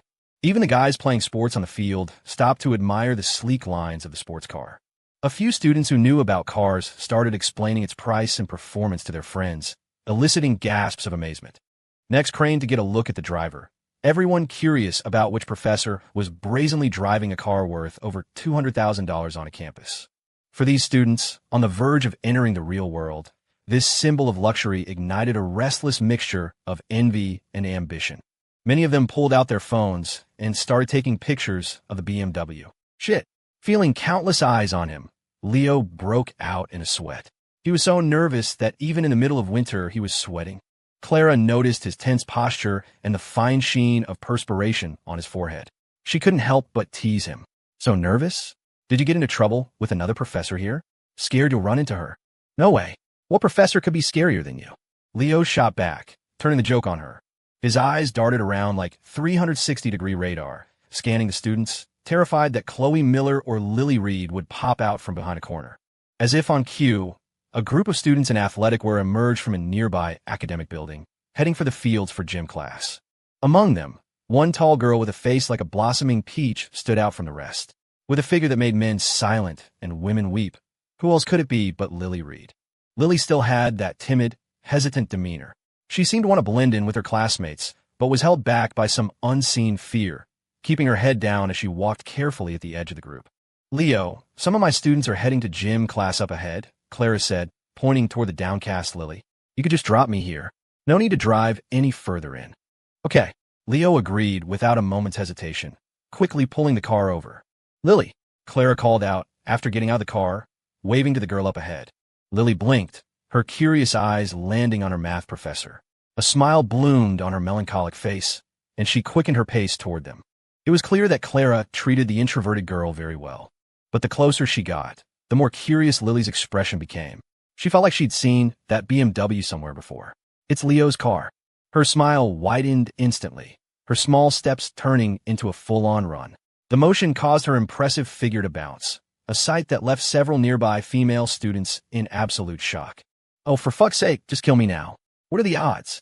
Watching Lily's expression shift from confusion to overjoyed surprise as she broke into a run, Leo knew she'd recognized his car. His heart pounding, he slapped the steering wheel. Without pausing for a second, he spun the wheel, executing a sharp U-turn. If he dared to say a single word to Lily on campus right now, it would lead to an absolute bloodbath later. Thank you so much, Clara began, turning to thank him as Lily approached. But Leo was already gone. Without so much as a goodbye, he gunned the engine and sped toward the campus exit like he was fleeing for his life. The roar of the powerful engine echoed across the scholarly atmosphere of PSU, earning annoyed rebukes from several professors. That boy, Clara, still reeling from the 40-plus minutes of flirty ambiguity, bit her lip in frustration and muttered to herself, her thoughts in a jumble. I didn't even get his number. Lily, I tripped and hurt my leg. Ms. Shelton, was the driver of that car Leo? Lily asked, breathless, before Clara could finish. Her eyes were fixed on the spot where the BMW had disappeared. Yes. You know Leo? Clara felt a strange knot of tension in her stomach and asked, almost involuntarily, what's your relationship with him? We're friends, and we're neighbors in the same apartment building. There was no way a college student would confess a relationship to a professor, especially not someone as pure and introverted as Lily. Haha, so that's how it is. Relieved not to hear the answer she'd been dreading, Clara smiled warmly. That kid was one of my students in high school. I fell off my scooter today, and he was the one who brought me here. Oh, I see. Lily didn't overthink it. Before Leo's player tendencies were exposed, the simple girl trusted him unconditionally. She was just a little disappointed that she hadn't gotten to say a few words to him. Holy hell, that was intense, Leo muttered, his heart still racing as he left the minefield that was PSU, having narrowly avoided a catastrophic confrontation. If he had hesitated for even a few more seconds, he would have had to talk to Lily. And the longer he stayed on campus, the higher the chance that Chloe or one of her roommates would spot them together. If it came to that kind of bloodbath, he wouldn't have been able to talk his way out of it. HM? What's this? A glint of something dark under the passenger seat caught his eye. Leo leaned over and picked it up. It was the pair of black stockings Clara had taken off. She'd left them behind. Is this some kind of signal? He whispered, his heart starting to race again. After a moment's thought, he dismissed the ridiculous idea. Clara was a dedicated teacher. Even if she had some feelings for him, she would never do something so blatantly suggestive. It didn't fit her upright, straightforward personality. Why would she wear such thin stockings in the middle of winter? Leo mused, gently squeezing the sheer, torn fabric. The thought that these were the stockings his high school teacher had personally removed made a wave of heat wash over him. He quickly stuffed the torn black stockings into his pocket. It was a perfectly normal reaction. Most guys, in the throes of their hormonal teenage years, had fantasies about their teachers, provided, of course, that the teacher was attractive. Leo was no exception. In high school, whenever he had Clara's class, the usually quiet and well-behaved Leo would accidentally drop his eraser several times per period. After picking it up, he'd childishly tell himself it wasn't his fault. That dragon lady is always yelling at me. This is just karma. Just then his phone pinged. It was a friend request. Autumn Bloom would like to add you as a contact. Note, Ms. Shelton, smiling emoji. Leo hesitated for a moment before accepting. Her e-scooter was still impounded, and he had to help her get it back. Besides, she had helped him a lot in high school, both logically and emotionally. He had no reason to refuse. Of course, being a proper player, the first thing he did after accepting her request was to hide his social media profile from her. His profile still had the post making his relationship with Chloe official, a post that was hidden from all his other female contacts. The moment he accepted, a message from Clara came through. Autumn Bloom, I'll come get my scooter in a few days. Smiling emoji. Leo was still in the high school alumni group chat, Clara could have easily contacted him there. The fact that she chose to add him as a friend personally, using the scooter as an excuse, was practically a confession. Of course, that wasn't set in stone. After a moment, Leo simply replied with a non-committal okay. He was testing the waters. Given their student-teacher history, his reply was perfectly normal. But if Clara was hoping for a real conversation, that single word would feel cold and dismissive. In that case, she would feel a sense of unease and instinctively find another topic to keep the chat going. This was how players gradually stoked a woman's curiosity and desire to communicate. The prerequisite, of course, was that she had to have a baseline of affinity for you. Otherwise, she wouldn't care what you replied. Autumn Bloom, why did you leave in such a hurry? Confused emoji, it's been so long since you've been back. You didn't want to look around your old university? Smirking emoji, seeing her send such an open-ended, conversation-starting message. A confident smirk touched Leo's lips. This was beyond mere unease. It was no exaggeration to say that Clara was actively trying to build a relationship with him that went beyond just student and teacher. This wasn't just wishful thinking.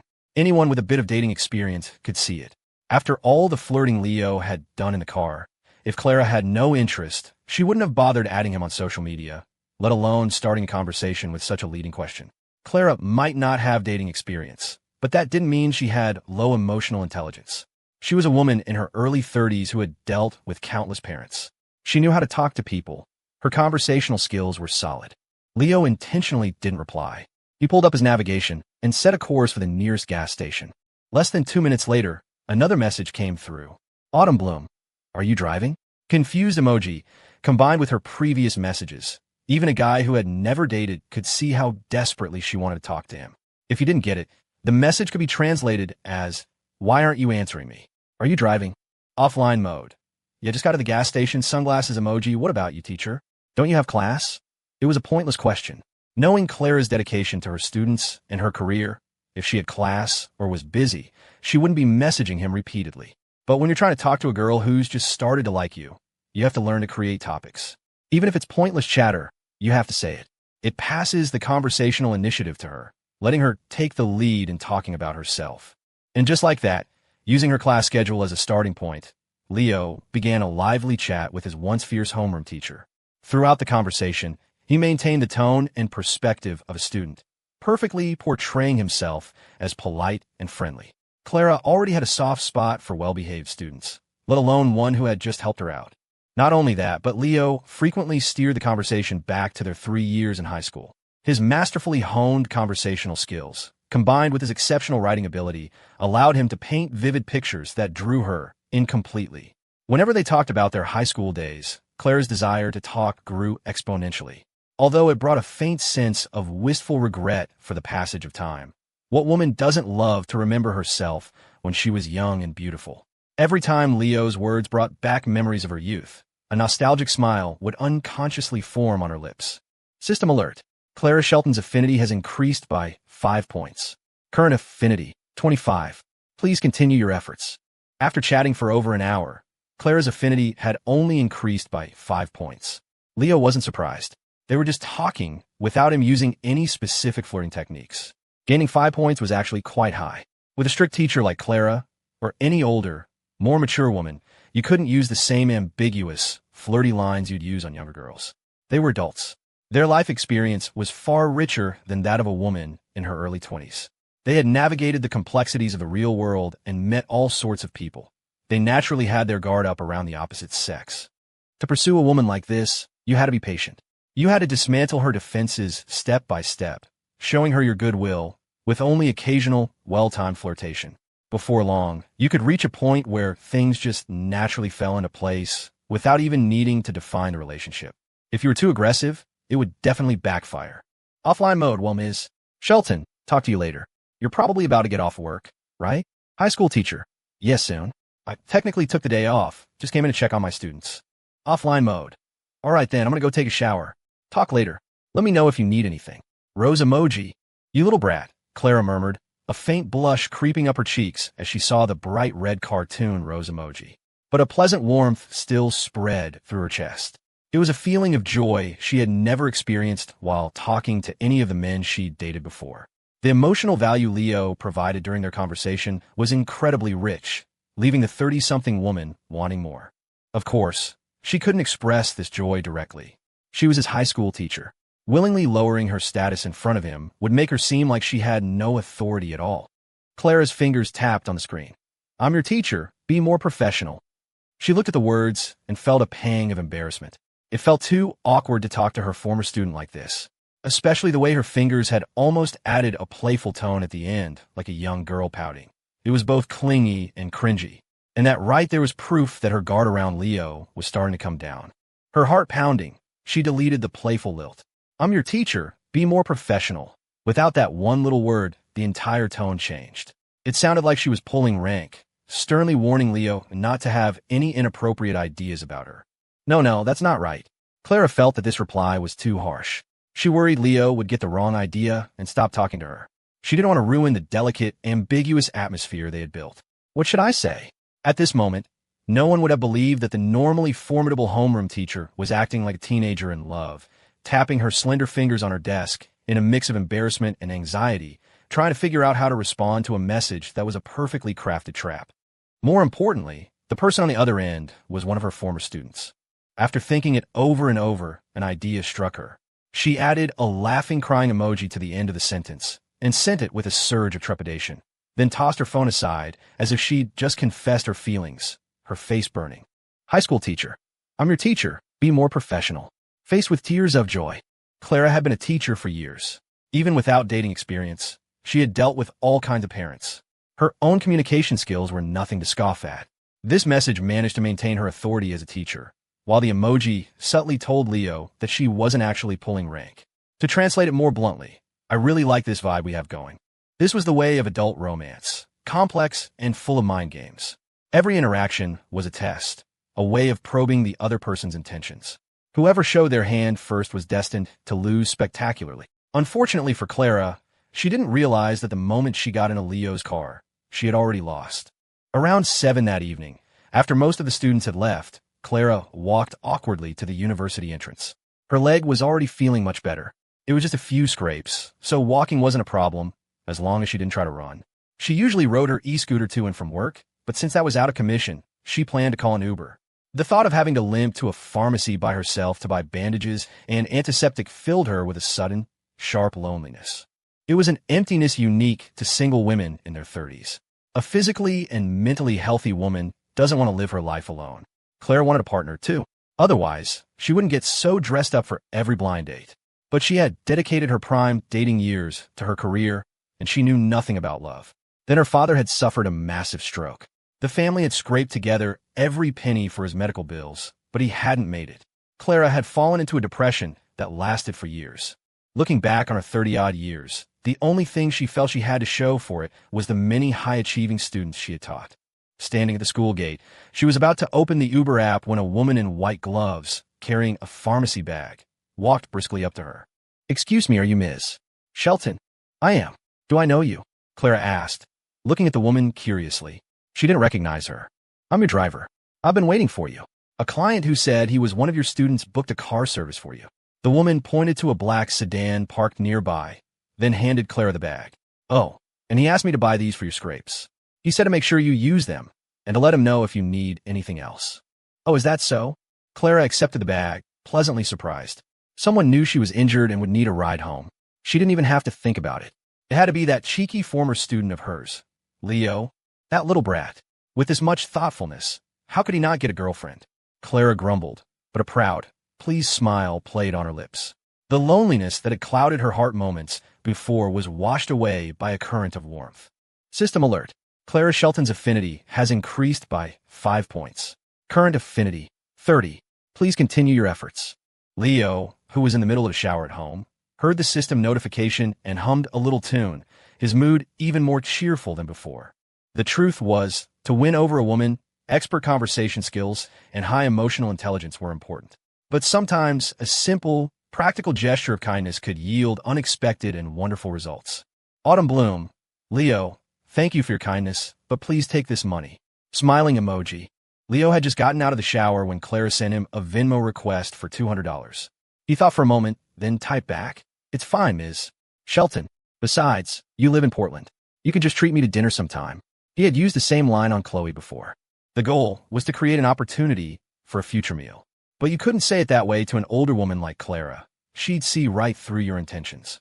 So Leo added a crucial phrase. Besides, you live in Portland. This addition both obscured his true intentions and gave Clara an easy out. It created the feeling of, well, we live so close, and it's no big deal for a teacher to treat a former student to a meal. It's just repaying a favor. This was the secret to a player's success. Constantly creating opportunities, forcing the woman to lower her boundaries and accommodate his requests, bit by bit. Of course, all these tactics relied on a foundation of pre-existing affinity. Without that, no amount of clever maneuvering would work.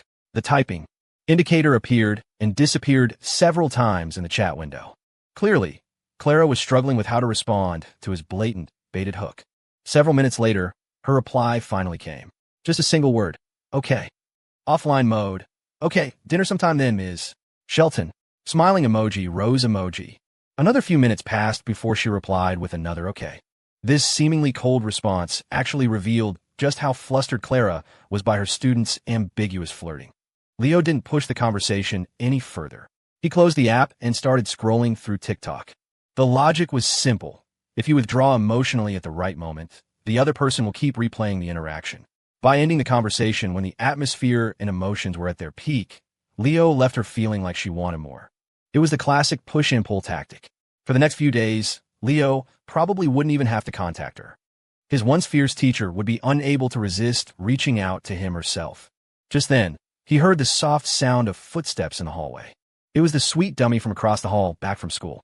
Leo turned off his phone, a wide grin on his face, and opened his door just as Lily Reed was fumbling with her own key. Hey, you're home today? I'll come make dinner in a bit. But her expression wasn't the usual shy, happy one. Today, Lily looked nervous and avoidant. Even the way she inserted the key seemed rushed. Leo sensed something was wrong. As he got closer, he was hit by the strong, sticky smell of cola. Not only that, but he was shocked to see that several parts of her hair were matted together. He reached out and touched it. It was incredibly sticky. He brought his fingers to his nose and sniffed the pungent, sweet scent. His gut told him something had happened to her today. What's wrong? Why do you smell like cola? Lily hesitated for a moment, then forced a strained smile. I bought a soda on the way home, and I tripped. It spilled all over me. I see. The forced smile made Leo's heart ache. He was even more certain now that something was wrong. She was the kind of girl who would agonize over buying a single hard-boiled egg. Why would she suddenly buy soda? And where was the bottle? Leo followed her into her apartment, watching her dejected back. After a moment of consideration, he probed again. Has anything been going on at school lately? A flicker of hurt crossed Lily's face, but she maintained her composure. Yeah, actually, I saw your car on campus today. I asked Miss Shelton and found out she was her high school homeroom teacher. Oh, really? What a coincidence, Leo said with a casual smile. Then his expression turned serious. He stepped forward and wrapped his arms around the tall girl, his voice soft. Did someone at school bully you? Don't lie to me. It was just a misunderstanding. Lily's eyes welled up with tears. The grievances she had suffered at school seemed to pour out all at once, unleashed by his question. Her body trembled with silent sobs, tears streaming down her face. After she calmed down a bit, she explained what had happened. She said her old roommates had been in the bathroom and accidentally spilled cola on her head. She kept insisting it was an accident and that Leo shouldn't worry about it. How could he possibly believe that? Who takes a bottle of cola into a bathroom stall? And who accidentally dumps an entire bottle over someone's head? After offering a few words of comfort, Leo went back to his own apartment. Just then, a message from Chloe popped up, accompanied by a short video. Elf Princess, Leo, this girl at our school, it's so awful. OMG, these people are so horrible. Seeing the message, Leo suppressed the rising tide of anger and dread, praying the video wasn't what he thought it was. But his hopes were dashed. He clicked play, and his vision went red. In the video, Lily was cornered in a bathroom by 3 other girls, each holding a can of soda. Her gentle, anxious eyes were wide with terror and fear. Her lips trembled as if she was trying to say something. The 3 girls shook their cans violently, then popped the tabs with a hiss. They squeezed the openings and aimed them at Lily, spraying her with a torrent of foam and soda. Lily squeezed her eyes shut, silently raising her arms to shield her head. The scene was infuriating to watch. Fucking bitch, think you're so special, acting all pure.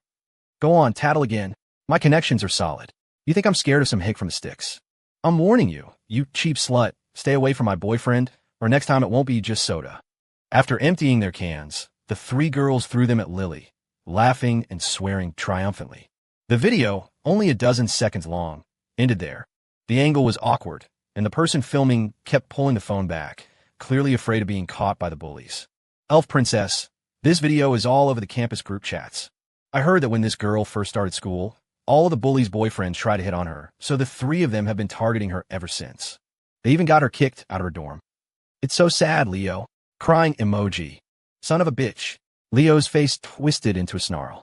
He ground his back teeth together so hard they audibly scraped, as if he could pulverize his rage between them. Leo had been a student once himself and had always despised bullying.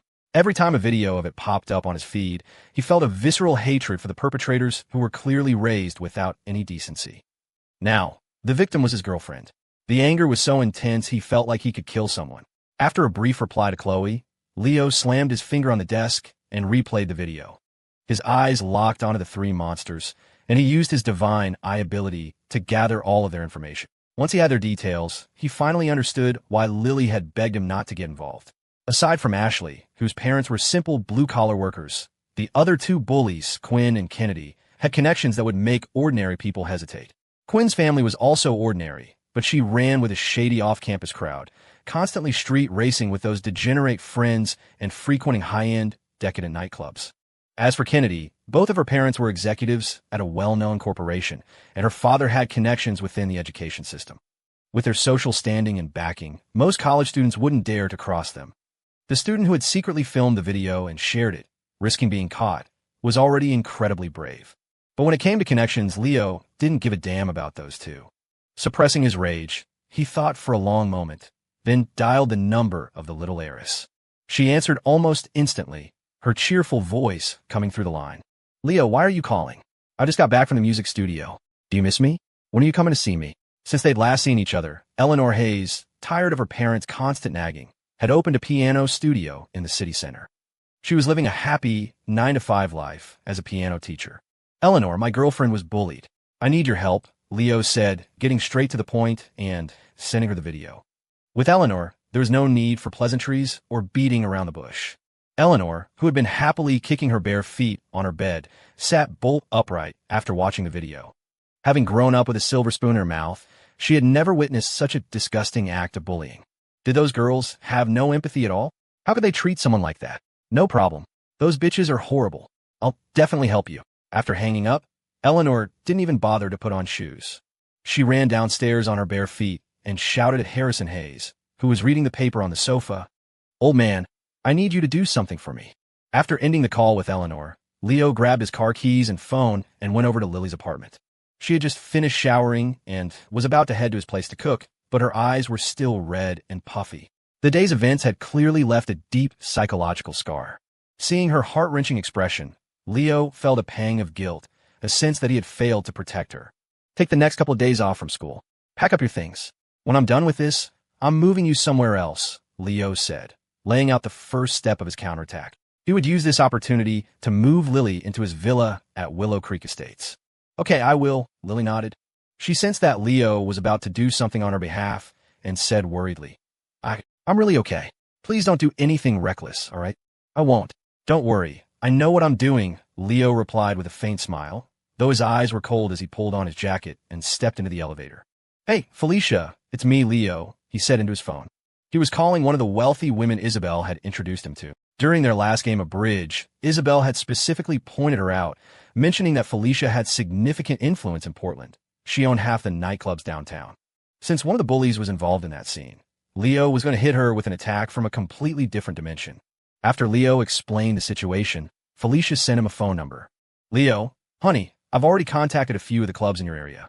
Call this number. If that girl's name is on their books, they'll find her for sure. Thanks, Felicia. I'll get Isabel, and we'll play a few rounds sometime soon. After a few more pleasantries, Leo dialed the number. A man with a gravelly voice answered. Yeah, who's this? 9 o'clock at night. The city was sinking into darkness, but Portland's decadent nightlife was just getting started. The wealthiest downtown districts were a blaze of neon lights, filled with entertainment venues for the city's adults. Inside the Royale Club, Blinding, multicolored lights flashed erratically, and the heavy bass of the music vibrated through the floor. Scantily clad women writhed on the dance floor, surrounded by a screaming, ecstatic crowd. For real? Felicia arranged it herself? You're not messing with me, are you? A young woman with heavy smoky eye makeup and a provocative outfit clung to her boyfriend's arm, her voice full of doubt. This was one of the 3 bullies, Quinn. Last time you said it was some CEO, and I spent the whole night with him for $500. Quinn accused him. I'm starting to think you're just pimping me out. How can you call it pimping? Portland is expensive. If we don't make some extra money, how are we going to afford a house when we get married? Her boyfriend, his hair dyed a rainbow of colors, coaxed. Don't worry. After you do this for a few years, we'll move to another city, get married, and no one will ever know. But I just have a bad feeling about this, Quinn muttered hesitantly. Oh, just get in there already. It's not like you haven't done this before. Rainbow hair threatened, his patience wearing thin. Don't make me send that video of you to all the guys in your class. Fine, I'll go. Quinn flinched, giving in to his threat. She walked towards the designated private room. Fucking slut, acting like she's so special. Rainbow hair spat contemptuously after she left, as if he would ever marry some used-up piece of trash like her. Hello, sir. Quinn opened the door to the private room. It was pitch black inside, except for a few dim, flickering lights. By their faint glow, she could see a young man in his early 20s sitting on the sofa. A flicker of excitement went through her. He was way hotter than the bald, pot-bellied guy from last time. She wouldn't even mind spending the night with him for free. Sir, Here, Leo said, his voice cold as ice. Before Quinn could finish, he pointed to the empty space on the floor in front of him. Take off your clothes. And kneel. Quinn froze, not understanding. Why did he want her to kneel on the floor the moment she walked in? Was this handsome guy into some kinky stuff? Hey, handsome, if I'm gonna kneel, shouldn't it be in front of you? It was cold, and Quinn had no desire to kneel on the freezing floor. She spoke in a seductive, cooing voice. I can't do my job from way over there. Job? What fucking job? You think a piece of trash like you is even qualified? Leo glared at the tarred-up slut and barked, his voice a menacing command. Are you going to kneel or not? Or should I have her boyfriend come in here and help you? I'll kneel. I'll kneel, Quinn said, still not grasping the severity of the situation. She put on a pitiful act. You're so mean. Handsome. I'm a girl, you know. You could be a little gentler. Let me tell you something. You're lucky you're a girl, Leo said, a humorless laugh escaping him. If you had a dick, I guarantee you'd be leaving this place on a stretcher tonight. Quinn was getting more and more confused. Was this guy here to have fun with her, or would it take his anger out on her? No kinky scenario she'd ever heard of started like this. Hey, you can't, Quinn yelped, covering her private parts with her hands when she saw Leo raise his phone to record her. Don't you know the rules? Fun is fun, but no pictures allowed in the club. Put your fucking hands down, Leo ordered. The hell? Who do you think you are? I'm done. I'm not serving you. Quinn finally lost her patience. She started pulling her clothes back on with one hand while trying to cover herself with the other. Her enraged expression was identical to the one she wore in the video while bullying Lily. You think putting your clothes on is going to save you? Leo played a few videos Rainbow Hair had sent him. They were all of Quinn and her boyfriend. It was a common story on campus. Some girls thought that having connections to some off-campus thugs made them untouchable at school, giving them a bizarre sense of superiority. Even when they were being blackmailed by scumbags, threatened with their own videos to turn tricks for him, they still foolishly believed their boyfriends would one day marry them after they'd been passed around countless times. All you could say was that pitiful people often had hateful qualities. That video? Where? Where did you get that? Quinn stared at Leo in disbelief. Only her boyfriend was supposed to have that video. How did it end up on this man's phone? Your boyfriend sent it to me, Leo said matter-of-factly. What? He didn't tell you? I got dozens more. Want to watch them all. That bastard, Quinn cursed viciously. Then, her expression instantly shifted to a fawning smile. She scrambled over to Leo and knelt between his legs, her hands fumbling with his belt. Hey, handsome, can you please delete the videos? I promise I'll do whatever you want from now on. Fuck off. Leo slapped her across the face, the sound echoing in the dark room. The force of it sent her reeling. You son of a bitch. Quinn clutched her stinging cheek, turning her head back with a ferocious glare, ready to go down fighting. But the moment she turned, Leo's phone screen switched to the video of her and the others bullying Lily. Is this trash you? Quinn, a student in the medical program at PSU. Leo pointed at the video, rattling off all her information.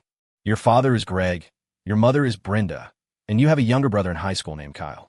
Your family lives at the Starfish Landing Apartments in Portland, Unit 302. Am I wrong? Who? Who are you? Quinn's lips trembled as she stared at him. Having a complete stranger lay out her personal information and home address would be terrifying for anyone.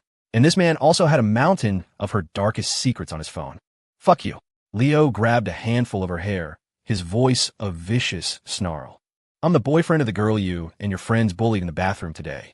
He shoved her head away, the force so great she stumbled and fell to the floor. Then, with a sick sense of satisfaction, he threatened, tomorrow your parents can come to your school and watch a slideshow I made with all these videos of you. No, please don't. Quinn scrambled back to her feet, ignoring the pain, and crawled back to him, her face a mask of terror. It wasn't me. It was Kennedy. She made me do it. It wasn't you. Hearing that, Leo's jaw clenched so tight it ached. He grabbed a beer bottle from the table and, mimicking her actions in the video, shook it violently. He popped the cap, and a torrent of foam sprayed all over her face. Looked to me like you were having a great time. Now, it has nothing to do with you? Huh. Cough, cough. I'm sorry. Quinn didn't dare fight back. Her face was covered in sticky beer, and she had inhaled some of it, nearly choking. Kneel properly, Leo commanded, savoring his victory. Quinn immediately fell back into her previous position, sobbing. The hell are you crying for? You know how to cry now? You all seemed pretty happy when you were bullying my girlfriend, Leo snarled, the veins on his forehead bulging. What? Now that I'm bullying you, you get to play the victim. Vav, I'm sorry. Quinn was a mess of tears and snot, bowing her head to the floor over and over. I'll never bully her again, I promise. Please, just let me go this one time. Damn you. Leo strode over to her, grabbed her wet hair, and hissed a final warning. If there's a next time, I guarantee you'll become the most famous porn star at your school before you die. He threw her head aside and stormed out of the room, leaving Quinn half naked and sobbing hysterically on the floor. Rainbow Hair, who had been waiting outside the door, saw Leo leave and rushed in to see what had happened. Holy shit, what is this Sabukaki scene? He muttered in disbelief, looking at the beer foam still covering the floor. He nudged the crying Quinn with his foot. Hey, you okay? How much did that guy give you? Give me half. Fuck you. Quinn already hated him for sharing the videos with Leo. Being kicked like an animal was the last straw. She leaped up, grabbed a bottle from the table, and chased him around the room, screaming murderously. The next afternoon, Leo drove his BMW to the university entrance with Eleanor Hayes. In the back, he had the other two pieces of trash, Ashley and Quinn. Of course, the two girls weren't in the car.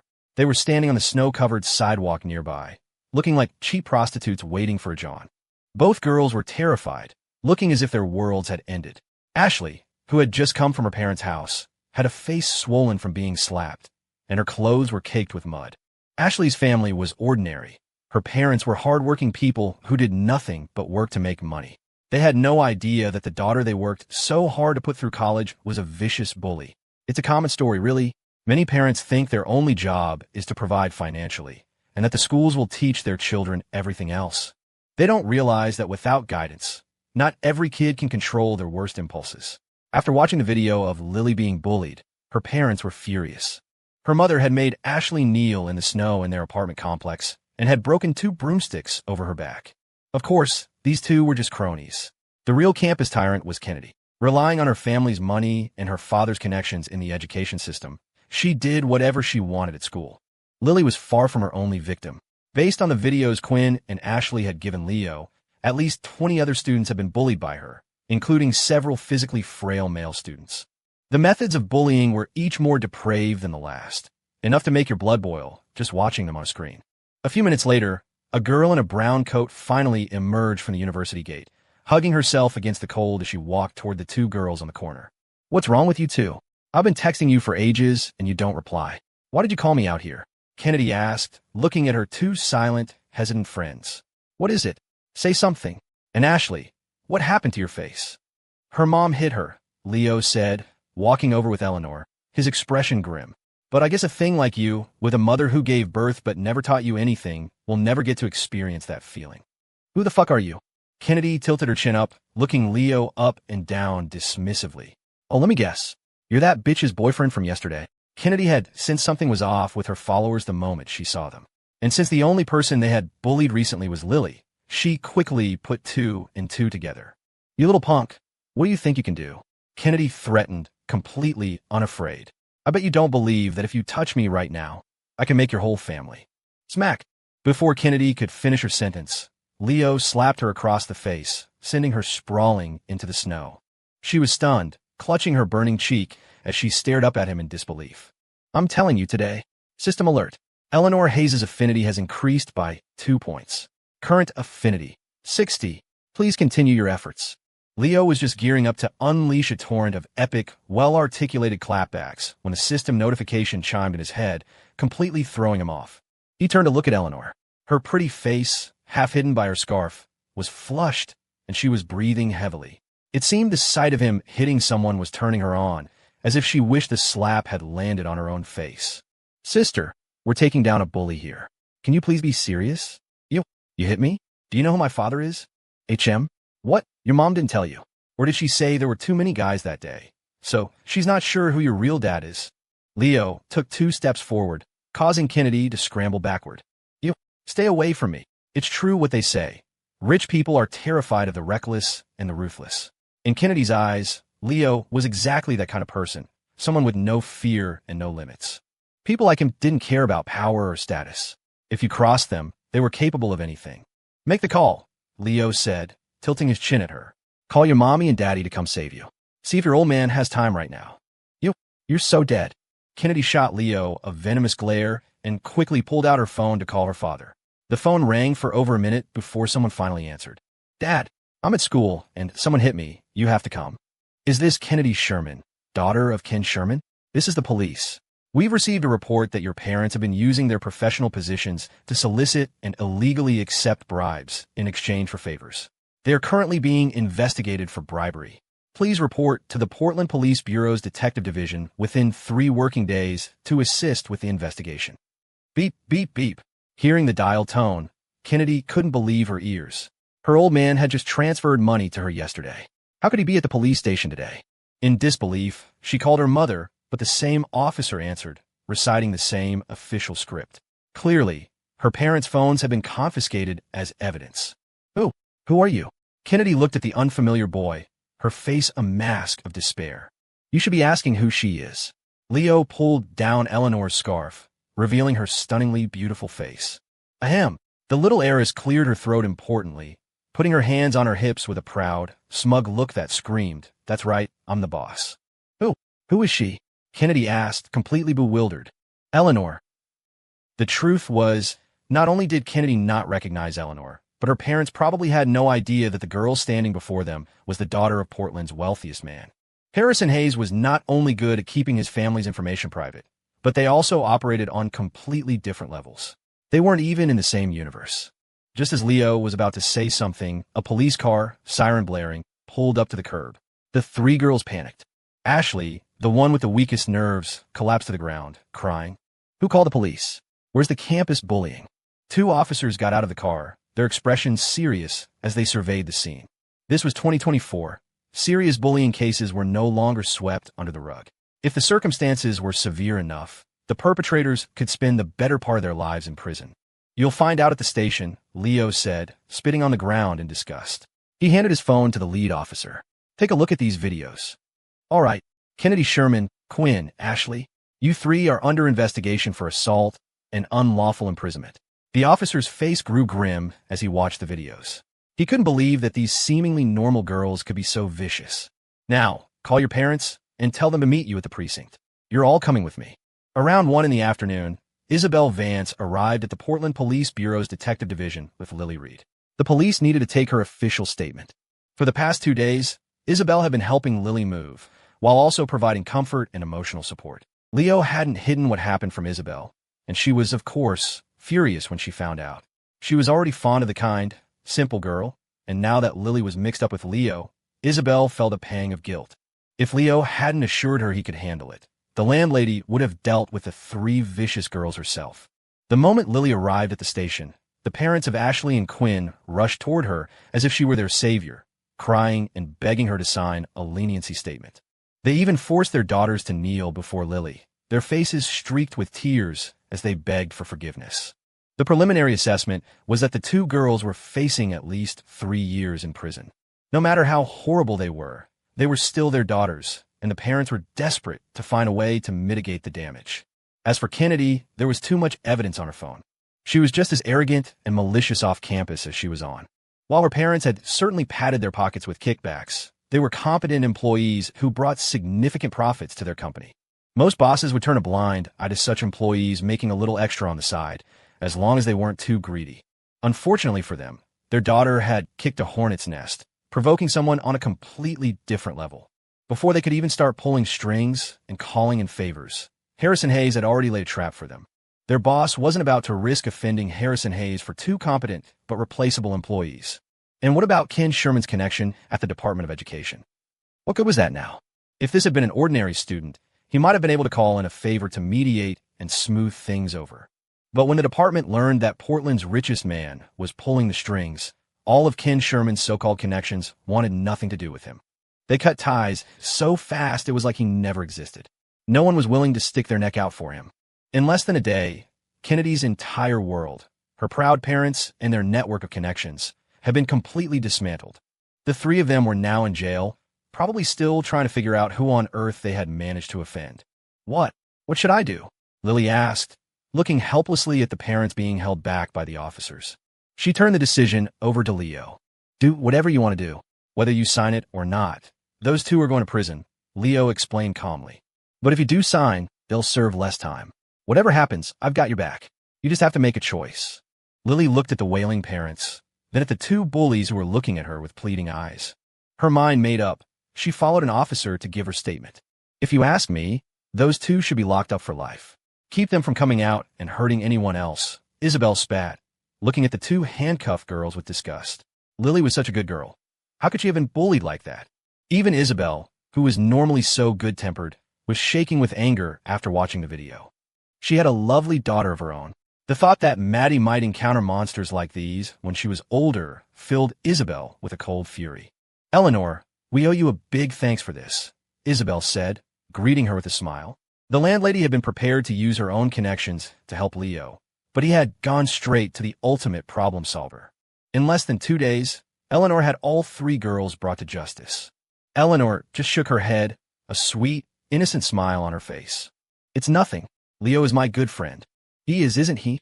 Isabel shot Leo a meaningful look, a mixture of exasperation at his shameless philandering and admiration for his ability to command someone like Eleanor. Eleanor herself didn't have that kind of power in Portland. Without a doubt, it was her father, Harrison Hayes, who had pulled the strings. About half an hour later, an officer let a conflicted-looking Lily out. You signed it, Leo asked, seeing her troubled expression. Lily hesitated for a moment, then nodded firmly. It's done, then, Leo said with a soft sigh after a few seconds of silence. He didn't press the issue. It was exactly what he expected from her. Even though she was the victim, she couldn't bear to see their parents in so much pain. Some people could become hardened criminals in a matter of days. Others were destined to be kind and compassionate their entire lives. Let me introduce you. This is my friend, Eleanor Hayes, Leo said warmly, try to lighten the mood now that everything was resolved. Eleanor, this is my girlfriend, Lily Reed. Hi. Hello. Hearing Leo introduce Lily so formally as his girlfriend, Eleanor felt a pang of jealousy mixed with a thrill of excitement. Her breathing quickened noticeably.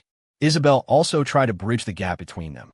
Lily, Eleanor was a huge help in getting this resolved so quickly. Lily didn't notice the change in the heiress's demeanor. She just bowed sincerely. Thank you. Thank you so much. Don't mention it, Eleanor said, waving her hands in a flustered gesture. All right. Now that everything's settled, let's go home and have a nice meal to celebrate, Isabel said, her voice gentle. Lily, don't dwell on what happened. The bad people have been brought to justice. From now on, just focus on your studies. If anything ever comes up, we'll all be here to help you. Okay. Thank you, everyone, Lily replied, her voice thick with gratitude. Outside, snow was falling heavily in the cold winter air.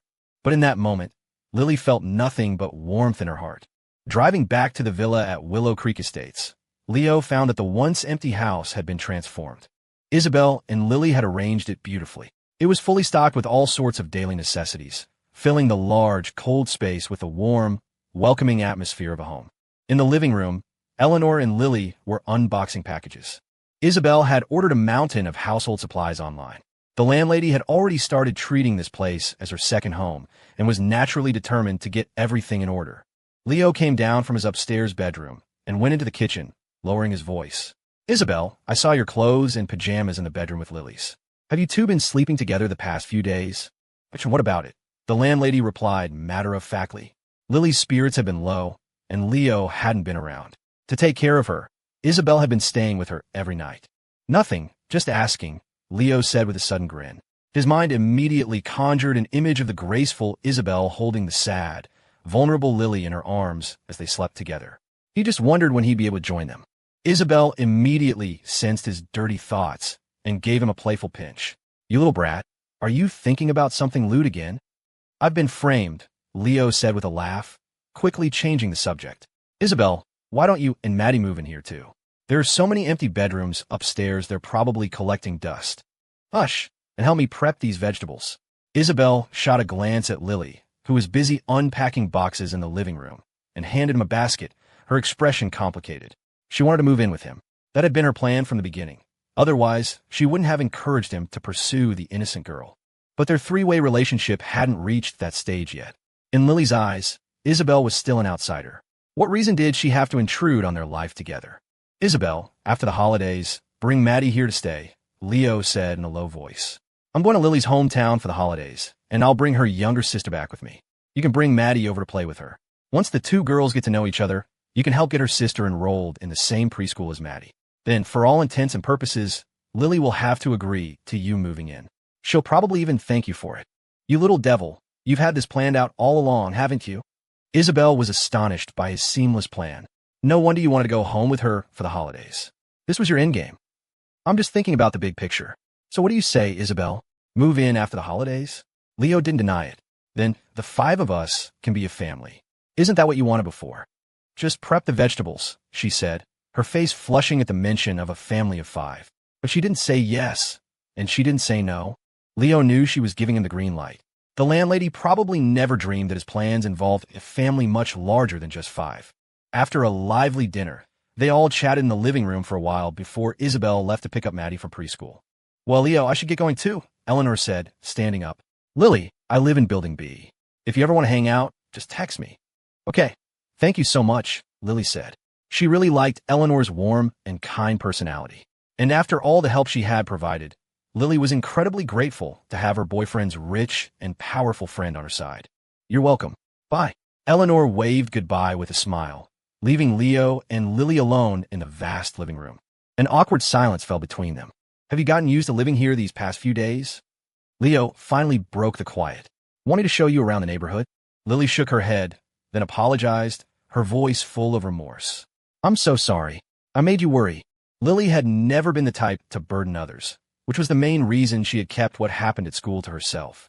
Seeing Leo, Isabel, and Eleanor run around for her sake these past 2 days filled her with gratitude, but also a heavy sense of guilt. This was the most frustrating part of a people-pleasing personality. Damn it. Are you ever going to stop? Leo suddenly flared up, a nameless anger rising in him. Who the hell do you think I am to you? I'm your fucking boyfriend. If I don't take care of you, who will? Lily was stunned by his sudden outburst. She opened her mouth to explain, but didn't know where to start. And when I asked you before if someone was bullying you at school, you hid it from me. You said it was a misunderstanding. Leo continued, his anger growing. If I hadn't found out, you would have just let them keep bullying you? Lily lowered her head, silent. Everything he said was true. She didn't know how to explain herself. I ask you something, you don't answer. I have to guess everything. I'm not a goddamn psychic, and I don't have a camera on you. How am I supposed to know what you go through every day? After a long, frustrated rant, Leo sighed, feigning disappointment. Forget it.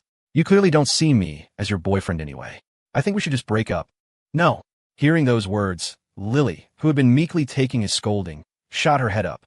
She shook her head frantically, her voice cracking as she pleaded. I don't want to break up with you. I can't bear to lose you. No, this is too exhausting, Leo said, standing up wearily. This is it. After I take you home for the holidays, we'll go our separate ways. No. Lily threw her arms around his waist from behind, her grip surprisingly strong. Leo, I can't lose you. Please don't leave me. I was wrong. I was really wrong. Seeing that his threat had achieved its desired effect, Leo asked, so from now on, are you going to talk to me when something happens?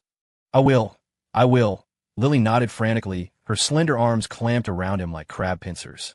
"Let go! You're hurting me," Leo said with a hint of a smile in his voice. Lily immediately released him, her face a mixture of hurt and uncertainty, still reeling from the breakup threat. "Damn, you're such a sweet dummy." Her heart-wrenching expression tugged at his heartstrings. He pulled her into his arms and kissed her with a fierce, stormy passion. Lily's eyes widened in surprise for a moment. Then 2 lines of joyful tears streamed down her cheeks as she responded with equal boldness. The air in the quiet living room grew thick with their ragged breaths. Maybe it was the heightened emotions after a fight, or maybe it was the fact that they were all alone in a massive villa. They were completely lost in each other. Before he knew it, Leo had reflexively carried her into the bedroom. Inside the large room, he gently laid her down on the soft bed. He propped himself up on his hands on either side of her head and asked impatiently, "Baby, I'm going to bully you now, okay?" Lily shyly turned her head away, trying to avoid his intense gaze. Her tall frame curled up beneath him, a picture of sweet surrender. Leo knew that was a yes. Perhaps when it came to him, the simple, introverted girl had never had any intention of refusing. Remembering that he had just threatened to break up with her over a lack of communication, Lily found a sliver of courage and whispered shyly, "Bully me." When Leo woke, he felt like he was nestled between warm, soft mountain peaks. Lost in that intoxicating, gentle valley, he blearily opened his eyes. The first thing he saw was a sight that would make any man fall silent and any woman weep with envy. His gaze traveled up from the seemingly bottomless cleavage to a face as lovely as a peach blossom, sleeping with blissful contentment. Every so often, he heard the faint, weary sound of her breathing. It was clear Lily had been thoroughly exhausted last night. She had his head locked tight in her embrace, her pale chin resting gently on the crown of his head. Her beautiful sleeping face radiated a clinging, reluctant dependence. Feeling the plush weight of her legs still wrapped around his waist and her hands cradling the back of his head, Leo realized he'd become her personal body pillow. No wonder he'd been dreaming of milk and honey. I guess this is what they call a memory foam pillow, Leo thought, planting a soft kiss before carefully raising his arms to push her away. He moved gingerly, inching his way out of her embrace toward the headboard. He stopped when his eyes were level with the sleeping girl, gently stroking her still flushed cheek. The blush hadn't faded, making her normally fair skin look even more delicate, like a piece of warm, red-tinged jade you couldn't bear to put down. There was a seductive charm about her now, an almost innate wifely aura. As for her body heat, that seemed to be a personal quirk. Whenever he woke up in bed with Isabel or Chloe, they were always a little cool to the touch, needing time to warm up under the covers. Eleanor was the extreme case. That morning he woke up next to her in the hospital, he'd half thought he'd spent the night in a morgue, cuddling a corpse. But Lily was different. She was still radiating the afterglow, warm from her delicate face all the way down to her pale ankles. Leo happened to notice that his arm was pinning a large swath of her silky hair. When he lifted it, he saw a faint red mark on his skin, a testament to how long it had been trapped there. If it had been Chloe or Isabel, he would have gotten an earful the second it happened. A classic pouty complaint. "You jerk, you're on my hair." But Lily, probably not wanting to break the serene mood, hadn't made a sound, letting him press down on her hair as she leaned her entire upper body against him. Leo glanced out the window. It was still a blanket of white. A heavy snow must have fallen all night. He shifted, not wanting to get up just yet. Wrapping his arms around Lily's slender waist, he buried his face once more in her unforgettable, gentle warmth. The wind outside was biting, but in the shelter of her magnificent embrace, all was warm. They were in a different bedroom now. Yesterday's had been left in a state of utter, beautiful chaos, impossible to sleep in. About 3 hours later, the winter sun brightened. In a hazy dream, Leo felt his hand being guided by another, gently caressing a smooth, jade-like surface. Slowly opening his eyes, he saw the culprit. Lily was looking at him with a wounded, pitiful expression, holding his hand and pressing it against her own smooth, pale cheek. "What are you doing?" Leo murmured, stroking her face.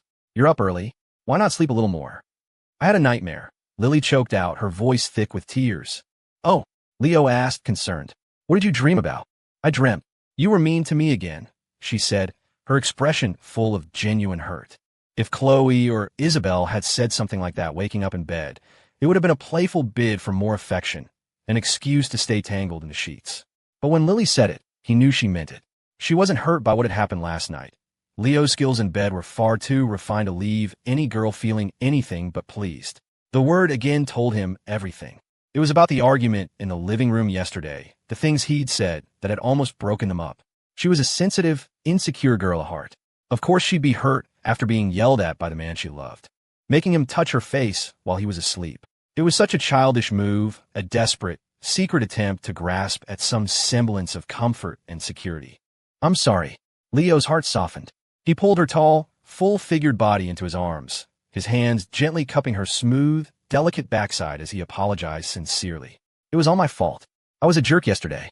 Why didn't you yell at me a couple of times? Or hit me to let off some steam? I'm your boyfriend. It's okay." Lily just buried her face in his chest and nuzzled against him, shaking her head. "I couldn't." Her sincere, gentle words made Leo's heart clench. Who was this girl? 1. Kiss her passionately, confess your love, and suggest getting a marriage license after breakfast. You may break 100 affinity. 2. Tell her you'll put on a tab. If you ever make her angry again, she can hit you, or even call the cops and report you for domestic abuse. 3. Couldn't? I don't know about that. Remember last night? How many times were you on top of me? If this were the old Leo, he might have seriously considered driving to the courthouse that afternoon to marry this gentle, devoted woman. But that was then, and this was now. A player's heart is made of stone. His resolve couldn't crumble so easily. If he actually got married, what would happen to Isabel? To his elf princess? To his obsessed little rich girl? And what about his newly acquainted homeroom teacher, Claire Shelton? Wait, why did she just pop into my head? All right, we'll put on a tab, Leo said, a playful grin spreading across his face. Next time I piss you off, you can hit me. If that's not enough, call the cops and report me for domestic abuse. Lily lifted her eyes, a hint of a pout on her lips as she glanced at his teasing face. Then, she opened her cherry-like mouth and gave his shoulder a gentle bite. "We're even." "Ah, not yet," Leo said, stealing a kiss. His voice was muffled as he added, "Now I owe you again." A shiver ran through Lily.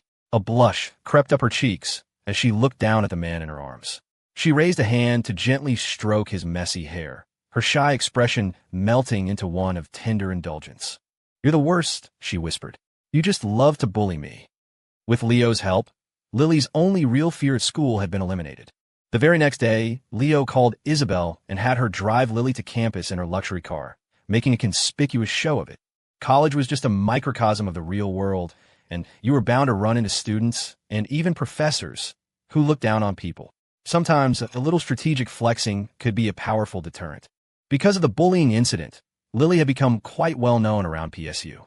While students sympathized with the kind-hearted girl, they also anonymously reported Kennedy and her cronies on the campus subreddit for their behavior. Kennedy was notorious in PSU's pre-med program. Relying on her parents' connections in the education sector, she had bullied no fewer than 20 students, usually shy, introverted girls from less affluent families. Like Lily, they were afraid of repercussions for their studies or their parents, so they never reported her or fought back, just silently endured it all. But today, something worth celebrating happened. Kennedy and her 2 thuggish sidekicks had, for some unknown reason, been permanently expelled. The university administration, having quietly investigated the full story and fearing a public relations nightmare they couldn't contain, offered no grand explanation. There was only a breezy announcement from the dean that the 3 had been expelled for personal reasons, followed by the news of an upcoming campus-wide assembly on confronting bullying. The timing was impeccable. The victim, Lily, had been out for 2 days. During those same 2 days, her 3 tormentors were expelled. And today, Lily was dropped off at school by a stunning woman in a high-end car. The student body, prone to wild speculation and conspiracy theories, began to wonder if Lily had some untouchable powerhouse backing her. Otherwise, how could Kennedy, whose father had connections, be ordered to withdraw within a single day? Gossip flies fast on a college campus. The PSU subreddit was now flooded with threads speculating on why Kennedy was expelled and who Lily really was. OMG, yes. So satisfying. Kennedy the psycho is finally gone. My sister is in her program, and Kennedy threw her comforter and pillow out a window just because my sis didn't buy her a bottle of water. I sat in front of Kennedy. She was always poking me with her pen or kicking the back of my heel. Acted like a damn middle schooler. I complained to the TA like 3 times, and nothing happened. Your pre-med program is pathetic. You let a psycho like that run wild. Why didn't someone just put her on blast on TikTok? Easy for you to say. Remember that guy who tried to expose a bully last year? He ended up transferring. So who do you guys think Kennedy pissed off? Was it really that girl from her class, Lily? Has to be. Lily was out for 2 days, Kennedy got the boot during that time, and today Lily gets dropped off in a luxury car by a total smoke show. I'm in the same class as Lily. She's super sweet. Even helped me sew the strap on my tote bag once. I cried when I saw that video of her getting bullied. True story, my dad works at Kennedy's dad's company. Heard her old man got arrested for embezzlement. The boss called the cops himself. Word is the amount was huge. He's looking at 10 years minimum. Just swung by the science building to see Lily for myself. She is gorgeous. And is that body for real? All right, that's it. Now that Kennedy the psycho is gone, I'm going to shoot my shot with Lily. Anyone know if she has a boyfriend? To the guy above me, I'm Lily's boyfriend. She's in my arms right now. Don't even think about it. Whatever had happened, the outcome was universally celebrated. It felt like finally getting rid of that tall, beefy, aggressive neighbor who always left his trash on your doorstep and would curse you out, or worse, if you tried to talk to him about it. Then one morning you wake up, and he's just gone. How could you not feel ecstatic? In just a few days, Lily's popularity on the PSU subreddit skyrocketed. Any post about her got massive engagement. Add a few real photos to the thread, and the comments below were a unanimous chorus of "I can't take it." It was understandable. A figure that's stunning on a college student, especially one with such a beautiful face, was simply too much for most to handle. A goddess with the face of an angel. Just like that, Lily's popularity at PSU quickly eclipsed the buzz that had previously surrounded Chloe Miller, and she unexpectedly became the campus's new reigning queen. This hype was so intense that it wasn't just freshmen. Sophomores and juniors were making excuses to wander over to the pre-med building, all wanting a glimpse of the new it girl. In a matter of days, Lily received countless confessions of love from boys. Her locker would mysteriously be filled with snacks and cakes, and on one occasion, a brand new, unopened smartphone. Faced with these advances, Lily would politely listen, return the gifts, earnestly turn them down, and finally, state clearly that she already had a boyfriend. And so, just as when Chloe had announced she was taken, the campus forums were once again filled with the lamentations of heartbroken single guys. Inside the villa at Willow Creek Estates, warm air from the central heating filled the vast, quiet space. Leo sat on the sofa, his back tense, his breathing occasionally hitching, an expression of pure bliss on his face as he let out a long, contented sigh. What's all this about a campus queen? Leo muttered, scrolling through the PSU subreddit on his phone with one hand while pressing down on Lily's head with the other. He saw the emo comments from all the guys she'd rejected and couldn't help but laugh. She's just a sweet, silly girl from the countryside. He looked down at Lily and asked indulgently, "So, are you satisfied with your school life now?" Lily was sitting on the polished tile floor, her long, slender legs tucked neatly beneath her in a W-sit. She held onto his knees, working hard to lift her clear eyes to meet his. The corners of her mouth, below her puffed-out cheeks, curved into a gratified smile as she gently shook her head. Good. Leo continued to press down on her head, sighing in contentment. If these guys could only see their goddess right now, he thought, working so hard to please me, I wonder what they would think. Chloe_no_8 AMs. It's so weird. I heard that Kennedy girl's parents were pretty influential, but she and her friends were expelled in less than 2 days. Offline mode. What's so weird about it? People like that who only know how to bully poorer students deserve to be expelled. It was a Friday night in the Willow Creek Estates villa. Leo, fresh from a shower, was lying in bed, happily texting Chloe. Chloe_no_8 AMs. Everyone at school is saying Lily must have someone powerful backing her up. Chloe_no_8 AMs. Otherwise, how could she get those 3 expelled so fast and even make the school hold an anti-bullying assembly? Anti-bullying assemblies were usually for elementary or middle school. You might see them occasionally in high school, depending on the area and the school's culture, but they were incredibly rare in college. Everyone was an adult, living in the age of social media. Unless you were a truly spoiled rich kid with no class, nobody engaged in that kind of childish bullying. PSU was a well-regarded university, and the incident hadn't gone viral, so for the administration to hold such a high-profile assembly to deter other students meant they had to have been pressured by some powerful entity. Offline mode. Who's Lily? Confused emoji. Chloe_no_8 AMs. The girl from that video I sent you. The one who was being bullied. Chloe_no_8 AMs. She's blowing up on the subreddit now. She's basically the new freshman classic girl. Haven't you been on our school's subreddit? Offline mode. Haven't checked. Anyway, in my heart, you'll always be my campus queen. All the other girls are just background characters. Rose emoji. Chloe_no_8 AMs. Well, obviously. Smug emoji. Chloe_no underfams. Okay, I gotta go. Don't forget to come get me tomorrow, you big dummy. We're gonna look at apartments around campus. After the holidays, the three of us are moving in together. Offline mode. Sound good. Is your bestie coming tomorrow too? Chloe_no_8 AMs. No, she's not. She's gotten herself into some trouble recently. Offline mode. Leo sat up straight, typing quickly. What happened? Did her dad go crazy again? Chloe_no_8 AMs. No, not that. It looks like she got doxxed. Some small-time streamer she met online has been threatening to come to Portland to settle things with her. She doesn't want to go home, so she's been hiding out at her dorm.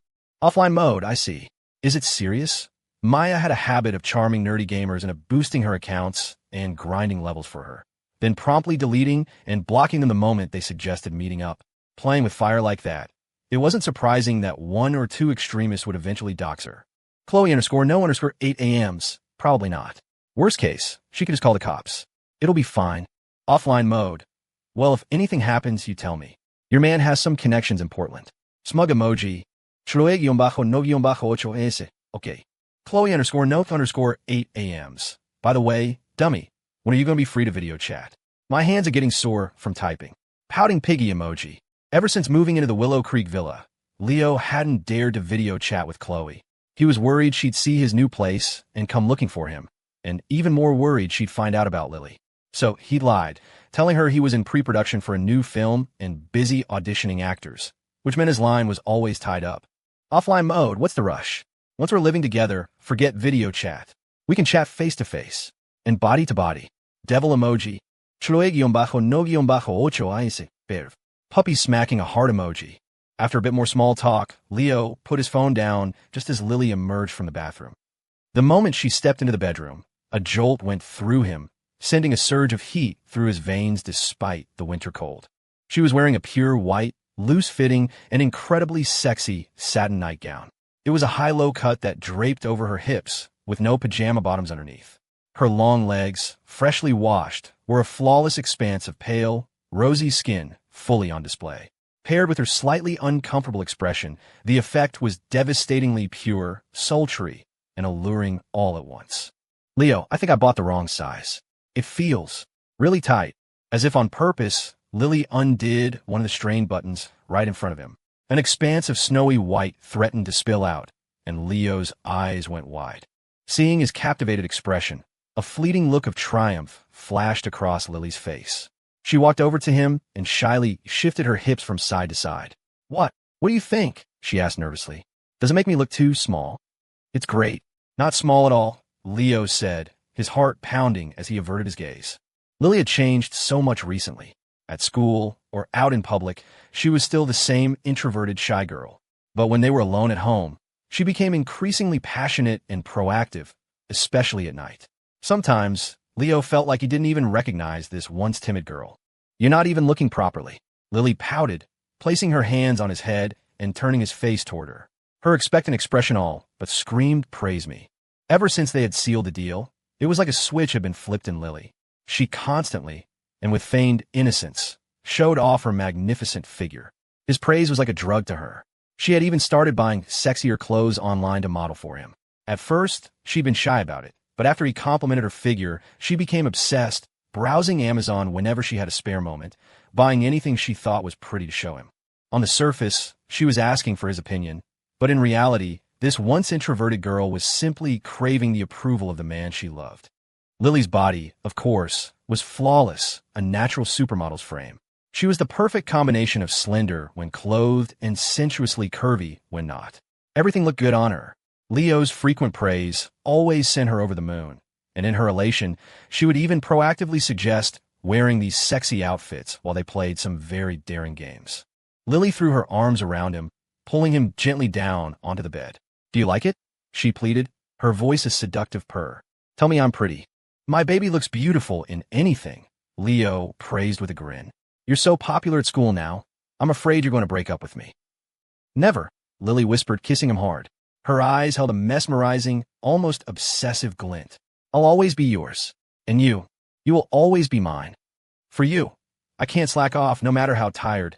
I have to put on a show the next morning. Leo was woken up by his custom ringtone. He groggily picked up his phone and saw it was a call from Zach. "What's up, Zach?" Leo put the phone on speaker and sat on a nightstand, lazily getting dressed. Lily was already gone, but the empty space next to him was still warm. She must have just gotten up, probably to make breakfast. "Hey, Leo, you said I could come help you out, right?" "Well, I just quit my job today. I was thinking I could come check out your company." "Oh, sure. Give me half an hour. I just woke up. I'll drive over soon." The recent explosion of short-form video content had made the photography industry brutally competitive, so Zach wanted to come work as a production assistant at Leo's company. Zach had experience, Leo's company was hiring, and the guy was his best friend since childhood. Of course, Leo didn't refuse. "Also, I need you to come with me to look at a place later," Leo said, lowering his voice and glancing nervously down the hallway. "I'm planning on buying a house near PSU to live with Chloe." "You dog. You're really going to have a girl in every port." Zach's voice came through the speaker, dripping with a mixture of envy and resentment. "What do you expect?" Leo said matter-of-factly. "I've got this one settled. I can't play favorites with the other one, can I?" Yeah, whatever." "Oh, and also, Jenna said she wants to come see your company too. Is that cool?" "Jenna?" Leo paused for a second, then a knowing smile spread across his face. "Sure, bring her along. My boy asked for a favor. How can I say no?"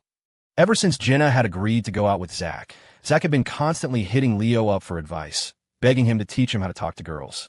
Zach had been destined for a lifetime of simping, but after learning a few tricks from Leo, he'd actually managed to win Jenna over. The two were constantly posting couple pics on their social feeds, making Leo's other friends sick with envy. Of course, Leo was convinced they wouldn't last. He met Jenna. She was a gold digger and completely manipulative, acting sweet and innocent in front of a novice like Zach, but showing her true colors around anyone with more experience. He figured she just hadn't found a better option yet. The moment a guy with more money or better looks came along, she dropped Zach in a heartbeat. Leo didn't bother trying to warn Zach. It was pointless. A breakup was inevitable. A true simp will never learn his lesson until he's been thoroughly schooled by a toxic woman. After setting a meeting place, Leo finished getting dressed and went downstairs. The sound of light, happy footsteps echoed from the lavishly decorated living room. Lily was in the kitchen, wearing a pink apron, moving with the practiced grace of a wife who had been running a household for years. The winter sun was bright today. The sheets they had christened 2 nights ago were washed and hanging to dry by the private pool. In just a few days, Lily's touch had transformed the vast, cold villa into a place that felt like a home, filled with the warmth of life. They're both girls, both have a last name Reed, so why is the difference so vast? Leo mused. "It would smell so good," Leo whispered, sneaking up behind the tall girl and wrapping his arms around her. The feel of her full, soft body in his arms was indescribably satisfying. Lily truly had the aura of a perfect wife. Not only was she a natural at housework, but her body had a kind of timeless, womanly appeal. Combined with her youthful age, she was the perfect fusion of innocent maiden and devoted wife. "Making something special just for you," Lily said, her hands pausing as she leaned back into his embrace. She loved this feeling. Perhaps all introverted girls cherish the sense of security that came from being held by their man. Didn't I just have some last night?" Leo swayed gently with her in his arms, playfully alluding to their private joke.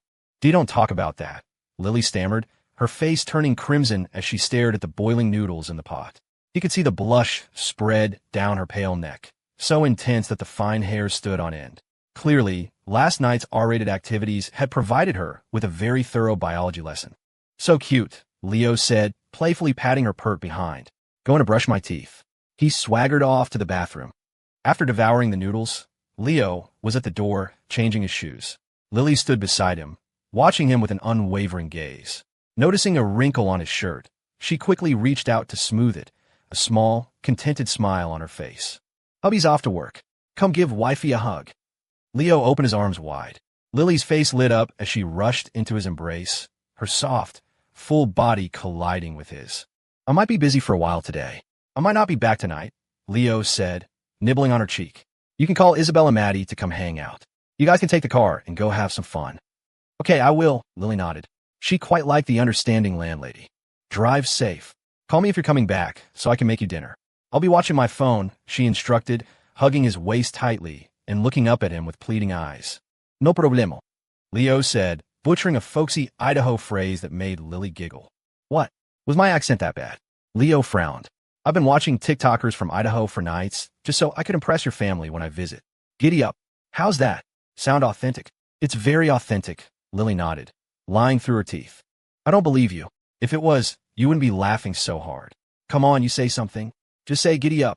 I haven't spoken like that in so long. Lily trailed off, looking down shyly. Ever since leaving home, she almost never spoke in her local dialect in front of strangers, and she certainly couldn't bring herself to do it in front of the man she loved. It felt both awkward and embarrassing. You silly thing. I'm leaving, Leo said, not pushing her. He quickly stole another kiss from her cheek, grabbed his wallet and keys, and left. As the familiar sound of the car engine faded into the distance, Lily's face flushed a delicate pink. She whispered a string of barely audible words in her native dialect. My sweet potato, I love you to pieces. Stay with me, won't you? As he pulled up to the entrance of Portland State University, Leo saw Chloe standing in front of the Stone campus sign, holding up her phone and flashing a peace sign for a selfie. The weather was still bitterly cold, and she was bundled up from head to toe. She wore a plush white jacket, a light brown, cartoonish teddy bear bag slung over her shoulder, a brown scarf, and a coffee-colored beanie tilted slightly on her head.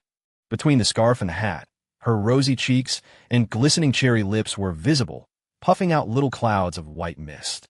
Below her chestnut-colored skirt, she wore thick, fleece-lined stockings, leaving only a small portion of her pale thighs exposed. He had to admit, his bubbly 2004 vintage girlfriend had impeccable taste. After taking the picture, Chloe's fingers flew across the screen, her expression one of deep concentration. She was so absorbed that she didn't even notice his car pulling up beside her. He didn't have to guess. She was obviously editing the photo. This was something Leo would never understand. Why did girls who were already so beautiful, with flawless figures, always feel the need to edit their pictures? Did it really add that much? Leo rolled down the window. Seeing her still engrossed in her editing, he flashed a toothy grin. Hey there, beautiful. Need a ride? The fare's just one kiss. You bet. Chloe snapped out of her photo-editing trance, a bright, youthful smile lighting up her face. She happily ran over, opened the passenger door, and plopped down beside him, planting a sweet kiss on his cheek. A wave of vibrant, youthful energy washed over him. This was probably the main reason men would always be drawn to younger women. They made you feel young, full of life. Just being with a girl this vivacious made him feel like he'd shed a few years. It was a quality that a mature beauty like Isabel, for all her charms, just didn't possess. Stop editing and put on your seatbelt. Chloe was still hunched over her phone. Leo leaned over and glanced at the screen. The photo showed a beautiful, confident Chloe posing in front of the PSU sign. Leo's mouth twitched. He started the car, grumbling, I really don't get you. You're already gorgeous. You have a great body. And the picture looks fantastic. Do you have to add flaws to it to be satisfied? All girls edit their photos, dummy, Chloe whined, completely misinterpreting his annoyed tone as affection. You should learn how to do it, too. All my roommates' boyfriends know how to take good pictures and edit them. Then when we go on trips, you could be in charge of photography and editing, and I'll be in charge of being beautiful. Forget it. I can barely work a camera. I mess it up, and then you just get mad. Leo shot back dismissively. He wouldn't learn to edit photos if his life depended on it, especially not just to appease a girlfriend. It was tedious and complicated. It could take 20 minutes to edit a single picture. Only a masochist would willingly learn that. Hey, why are you wearing those stockings again? Can't you just wear warm pants? Leo changed the subject, reaching out and flicking the fleece-lined fabric on her leg. It's freezing out, and you have to wear something that's going to attract all that attention. Who knows how many guys are going to be staring? Because it's cute. I just bought it online, and I wore it for you, Chloe complained, miffed at the sudden criticism. Then, as if realizing something, she winked playfully. Hee, dummy, are you getting jealous? Of course I am. My girlfriend is for my eyes only. You should wear stuff like this less when you go out. Wear it in your dorm for your roommates to see. Leo was genuinely a little jealous, but he knew it was unavoidable. Chloe was beautiful, had a great figure, and a confident, fashion-conscious personality. She loved wearing cute, stylish outfits. As her boyfriend, he couldn't very well ask her to go out wearing a burlap sack. That was unrealistic and overly sensitive. Guys could really get hung up on these little things, and even Leo wasn't immune. Seeing him so genuinely possessive for the first time, Chloe's face broke into a happy, satisfied smile. She took his right hand and placed it on the bare skin of her thigh, between the top of her stocking and the hem of her skirt, guiding it gently. See, dummy, she said, her voice full of playful triumph. This is an experience no other guy gets to have. Feeling the soft, smooth skin under his hand, Leo paused for a moment, then smiled in satisfaction. Hee hee, that's true. Hey, you can touch, but why do you have to? Get handsy, Chloe grumbled, her face flushing, but she made no move to push his mischievous hand away, just stared at her naughty boyfriend with a cute, long-suffering look. We're going to pick up my friend over by the waterfront, Leo said, his face a mask of innocence, though his hand continued its exploration, albeit a little less boldly. His words were a complete non sequitur. He's bringing his girlfriend to hang out with us today. Your friend's girlfriend? Is she pretty? Chloe asked, her eyes blinking earnestly as an unconscious sense of competition flickered within her. It was a common trait in most girls. Whenever their boyfriend was taking them to meet another woman, even a friend's girlfriend, they would instinctively compare themselves to her. It was a childish but endearing part of their nature. She's okay. If you're a 9, she's maybe a 7, Leo said, not wanting to badmouth Jenna. He was giving an honest assessment of her looks. Even if she was a manipulative gold digger, as long as she and Zach were together, Leo wouldn't say a bad word about her. He'd probably even have to politely call her his friend's old lady. A 7. Okay, Chloe murmured seriously. Then, as if preparing for battle, she pulled out the cosmetics from her teddy bear bag. She flipped open the car's vanity mirror and began to meticulously touch up her makeup. Here, dummy, she said, handing the open tube of lip balm to Leo before returning to her work. It's winter, your lips will get chapped. Put some of this on. Girls, Leo sighed, half exasperated, half amused. But he took the lip balm, not wanting to waste his girlfriend's gesture, and clumsily applied it. He thought, why does this taste so sweet? By the snow-covered Portland waterfront, Zach was diligently taking photos of his girlfriend, Jenna, with a camera. His coat pocket was already stuffed with several slightly curled pictures. Click! The instant camera spat out another warm photograph. Zach looked at the picture of his beautiful girlfriend and smiled, a simple, satisfied grin. Let me see. Jenna crunched through the thick snow toward him, taking the photo with a cool tone. She studied it, her brow furrowing slightly. How are these getting worse? The first one was better. For a professional photographer, to be told his work was bad was a blow to the ego. But Zach treasured this girlfriend, the one he had poured so much time, energy, and money into winning over. He just gave a sheepish smile and, after a moment, offered some praise. No, I think it looks great. Maybe the snow is making the background a bit blurry. Want to take another one? Forget it. If you're not tired of taking them, I'm tired of posing, Jenna said, rolling her eyes impatiently. She massaged her aching shoulders and looked toward the busy street. Where is Leo? Doesn't he know how to drive faster in this snow? He said he's close, Zach said, putting his phone away. His voice trembled slightly as he asked, Jenna, this is our first time here at the waterfront together. You want to take a picture together? Jenna glanced at him discreetly, her eyes darting around to check for onlookers. Seeing that the coast was mostly clear, she agreed. Sure, let's do it. Great. Zach was ecstatic. He set the camera's self-timer and quickly moved to her side, his arm wrapping around her waist with a nervous, unfamiliar excitement. A wave of unparalleled achievement washed over him. Jenna glanced at him, her expression indifferent. Only when she remembered the camera did she force a strained smile. As the shutter timer ticked down, Zach turned to look at Jenna's pretty face and swallowed hard. He and Jenna had been dating for almost 3 months, and this was the most intimate they'd ever been. Every man wants to be close to the woman he likes, to do things that are intimate, even R-rated. Zach was no exception. He desperately wanted to take things further, to hug her, to kiss her. But he had no experience and no idea how to smoothly bring it up. Just then, something Leo had told him popped into his head. The handsome guys have girlfriends, the ugly guys have girlfriends, only the cowards are single. It was a line you saw everywhere in online dating advice videos. But now that he was on the front lines, Zach felt a paralyzing nervousness, like a python was coiling around his chest. Suddenly, a little devil and a little angel appeared on his shoulders. Devil, just go for it. She's letting you put your arm around her. She probably won't say no. If you pull this off, next time you can kiss her. And after that, who knows, maybe a home run. Angel, no, that's so cringe. You should tell her you want to take things further before you meet up next time.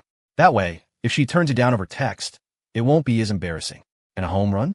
That's for when you're getting married. Zach's mind was a battlefield. In the final second before the shutter clicked, he kicked the angel off his shoulder, clenched his fists, and swiftly leaned in to kiss Jenna's cheek. He couldn't help but repeat a mantra in his head. You'll never know how brave you are until you make a move. Screw it. Fortune favors the bold. But it was as if Jenna had sensed it coming. The moment he moved in, she reacted instantly, turning her head to dodge the kiss. A look of surprised disgust flashed across her face as she instinctively pushed the desperate Zach away. Click! The camera shutter captured the excruciatingly awkward moment.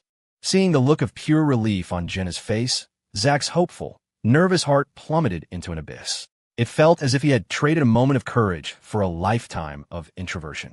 The motivational platitudes about bravery always winning were shattered. It was just like that other online joke, you'll never know what a clown you are until you make a move. He hadn't been a coward, but he hadn't gotten the girl either. He'd forgotten the first part of Leo's advice. The girl has to at least have some feelings for you. Otherwise, no matter how hard you try to close the distance, you'll only fail. I wasn't ready, Jenna said with a forced smile, trying to sound shy when she saw the look of dawning disappointment on Zach's face. We've only been dating for a little while. We should probably wait a bit longer. Yeah, you're right, Zach mumbled. Her plausible deniability made the Bronze League player feel a little better. He even started to think he was the one who had overreacted.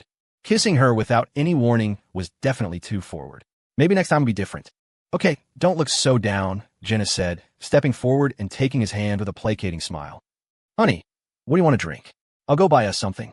The unexpected term of endearment made Zach, who was already blaming himself, blush furiously. His breathing quickened as he stammered, Water is fine. Okay, I'll be right back, Jenna said with a sweet smile, then walked toward a nearby convenience store. Damn it, don't be so reckless next time, Zach muttered to himself, glaring at the undeveloped photo in the camera. But as he looked at the undisguised disgust on Jenna's face in the picture, a shadow fell over his own. He wasn't sure if he was cursing his reckless self from a moment ago, or the self-deceiving fool he was right now. Ugh, this kid is getting way too bold. Give him an inch, and he thinks he's a ruler, Jenna muttered as she walked back from the store with the water. She saw Zach standing in the distance, fiddling unhappily with the camera, and the memory of his failed attempt made her grimace with undisguised revulsion. I need to find a way to put some distance between us. Yo, how's it going? Just then, a sleek BMW M8 pulled up beside her. Leo looked out the window at the muttering Jenna and asked curiously, What are you whispering about? Excuse me, do I know you? Jenna's heart skipped a beat. Her voice instinctively shifted into a higher, more polite register, laced with a hint of excitement. This sunny, handsome guy was a world away from the introverted Zach. Not only was he handsome, he was in great shape. More importantly, he was probably rich. This BMW was clearly no ordinary model. Its design and build were far sleeker than a standard one. It's me, Leo, he said, making a telescope with his hands and grinning. It hasn't been that long. Have you already forgotten me? You're Leo? Jenna was stunned, looking him up and down in disbelief. She'd heard Zach talk about Leo and had met him a few times in the past. She vaguely remembered him as a nerdy web fiction author who would blush just talking to a girl. He hadn't left much of an impression. No guy praises another man in front of his girlfriend, and Zach was no exception. He'd never mentioned Leo's recent transformation or his financial success, just glossed over it, afraid his girlfriend's attention might be diverted. So Jenna couldn't believe that the confident, handsome man in front of her was the same withdrawn nerd from before. Leo, you've been, Jenna began, a fawning, excited smile on her face. She placed her hands on the car's open window, about to say more, when she suddenly noticed there was another girl in the passenger seat. Women are competitive creatures. The moment she saw Chloe, she rapidly assessed her looks, her body, and even her outfit, quickly comparing them to her own. In just a few seconds, Jenna had already admitted defeat, and her hands slipped quietly from the window frame. The girl in the passenger seat was clearly important. You couldn't try to steal a man right in front of his queen. Still, a part of her couldn't give up. She gave a small, sheepish smile. Leo, and this is my girlfriend, Chloe. Leo introduced her warmly. Hi there, Chloe said with a friendly smile, giving a little wave. She felt a strong sense of control over the already defeated Jenna. Oh, I see, Jenna said, her smile now a bit strained but still polite. Leo, your girlfriend is really beautiful. The reason Jenna had Zach wrapped around her finger was her ability to talk. She knew what to say in any situation and was an expert at providing emotional validation. She's all right, Leo shrugged dismissively. To be honest,